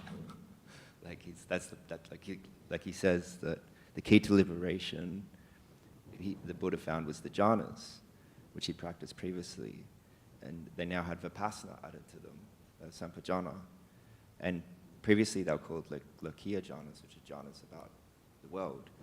And then they resulted, but they still resulted in new birth and rotation. And now they were called the Lokutara jhanas because with the experience of rising and passing, they gave the fruit of nibbana beyond the loka. So that's like a so-called rational school, just so-called dry satipatthana school. But that's Goenka there saying that that explicitly this purpose of satipatthana is to transcend the loka, like the world, and this is a super normal state. And so one of my questions was about the Satipatthana and jhanas. One of the reasons that I think they study the Mahasatipatthana Sutta and not the Satipatthana Sutta is that in the section on the Four Noble Truths at the end, he believes that they're actually listing the order that the senses are ceasing as they're going into jhana.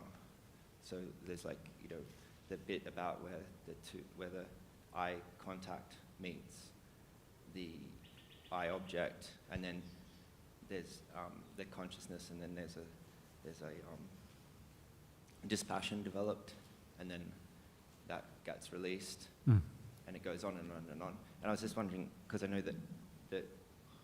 that part is also considered a later textual addition. I was wondering if you could speak maybe about how the benefits or drawbacks of teaching with the Mahasatipatthana versus the Satipatthana. Gee, that's a... Yeah. I thought the question was for you, Ajahn. It was me. Sorry, it's one of those things I had 3 questions and I tried to get one in. Yeah, So sorry. I think your point is well taken. I mean, the obvious disadvantage of teaching the Mahasatipatthana Sutta versus the Satipatthana Sutta is that the Mahasatipatthana Sutta is even more laid, even more added to, even more a kind of composite of different time periods in Buddhist history added together. And I think that's good enough reason to actually not teach it. And I think this is one of the reasons why we need sutta studies to understand what really is the earliest part of Buddhism. I think that's a very important point. And the Mahasatipatthana Sutta is like a compilation of ideas taken from things like the Saccavibhanga Sutta, the Four Noble Truths, and kind of put together. And I'm not aware of these arguments that you're making about using that Mahasatipatthana Sutta to enforce the Vipassana method. I'm not actually aware of that, so I can't really comment on that. But as a general principle of teaching the suttas and relying on the suttas, certainly the usual Satipatthana Sutta is preferable to the Mahasatipatthana Sutta. Even more preferable is then to investigate, what are the earliest aspects of the Satipatthana Sutta itself? And as you do that, you start to kind of understand what it really is about. And it's fascinating. I mean, the Goenka tradition, I don't know too many details about it, to be honest, but I know that there are Goenka practitioners who actually practice jhanas as well. This is not unknown, and I know some very well-known, some of the kind of maybe most well-known Goenka practitioners in the world who actually are very pro-jhana. So I don't know if that is, maybe it was just underemphasized, but maybe if you became a very advanced practitioner, you actually did practice the jhanas. I'm not sure. But I don't think it is always the case that they didn't practice the jhanas. But I know certainly for beginners in the early stages of the Goenka, that they were not emphasized, and you focused on the kind of the rising and falling of feelings or whatever, or the sensations or whatever. So I think these things are always more complicated than meets the eye, and it's kind of, it's we tend to dismiss certain traditions because it's the easy way. If you dismiss them, you kind of get clarity. But things are always complicated in life, and things are often more. So I don't know. I'm a bit on thin ice because I don't know all the details of this. But generally, I kind of like to give people the benefit of the doubt if there is any doubt there. So.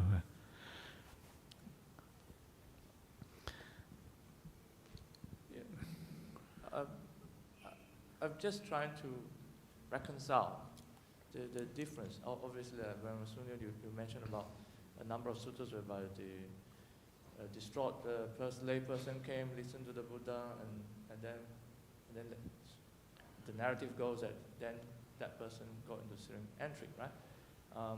But I've been reflecting quite often of late about this, because it does matter to lay people, right? And I've been thinking about another Pindika, right?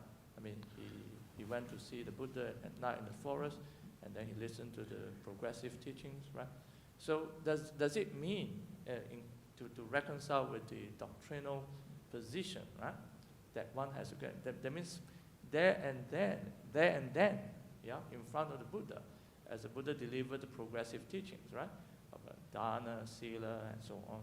And then he actually sit with the Buddha, and actually then got, because of faith and his pure conduct, generally pure conduct in life, then got into the first jhana, and then upon coming out of the first jhana, the Buddha then gave his special teaching on the Four Noble Truths, and then he broke through.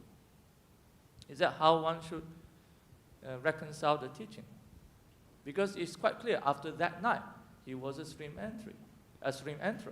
Yeah, so you're saying, is that one way to reconcile those kind of narratives where people get stream entry when listening to the Buddha with these kind of statements that I made before, like you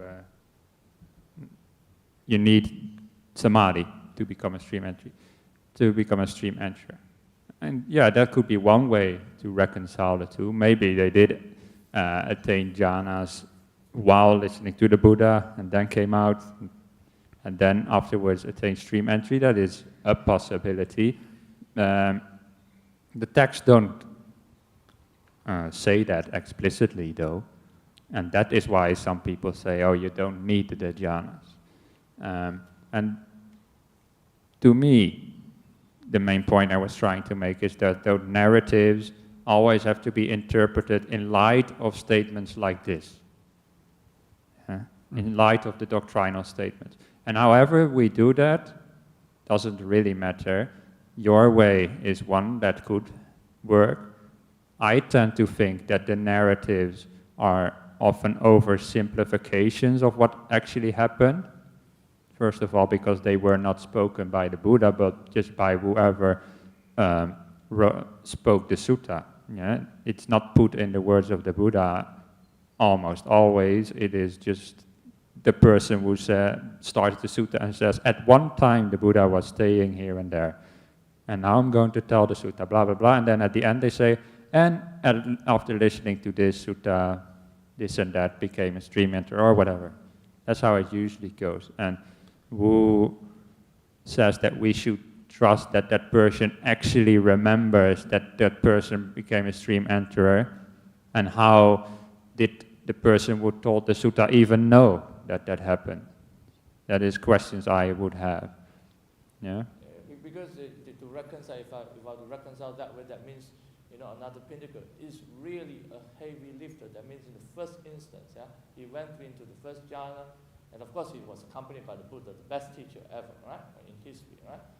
But that means he really has a very powerful mind there, and then he came out and he can, with the help of the Buddha, with all the Four Noble Truths, he actually could penetrate and obliterate the five khandha right in front of the Buddha, and see into the very emptiness of the five khandha right in front of Buddha, and emerge as a stream enterer with the blessing of the Buddha. And that was one.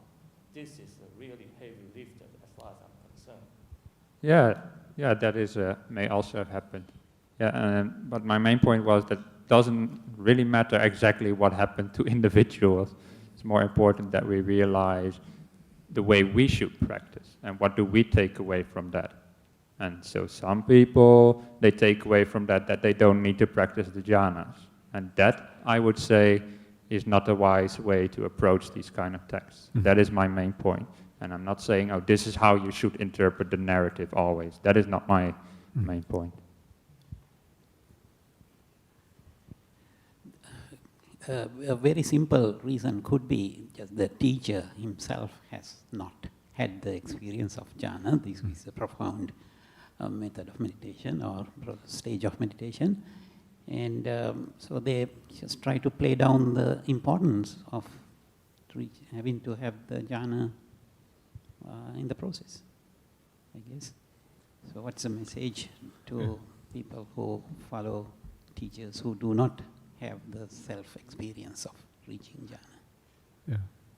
I think they may not even necessarily be trying to play it down, but they don't really understand what they're talking about. Yeah, Yeah. I mean, sometimes you have to have this experience to really understand what's going on, and then you will teach it in an appropriate way because now you know her. But prior to knowing, it's kind of a bit more uncertain. The way we interpret the Buddhist text is always in line with our own understanding of the world. It's impossible to avoid that. Yeah. Thank you, Ajahn. Yeah. John, it's 10:23. 2 more minutes. You don't take more questions, or should we break for 2 more minutes, lunch? yeah. 2 more minutes. Yeah. 2 more minutes? Yep. Forgotten my question, but I think what I want to say was, so jhana is when you're 95% through the thing. So myself, I'm not there. So with some joy, you get some wisdom. And then you realize that there are like waves that come, and it's not in your control. You realize little things like, it's almost like it's organic. So then you realize, I'm not doing it, it's just coming. And you see a little bit of aspect of no self, but then yourself comes back and wants to own it, because it's so strong, because the conditioning is so strong. So with the jhanic experience, is your no self quite weak, so that at the contemplation after a jhana doesn't need to be as strong, because you're already almost knowing so much about non-self?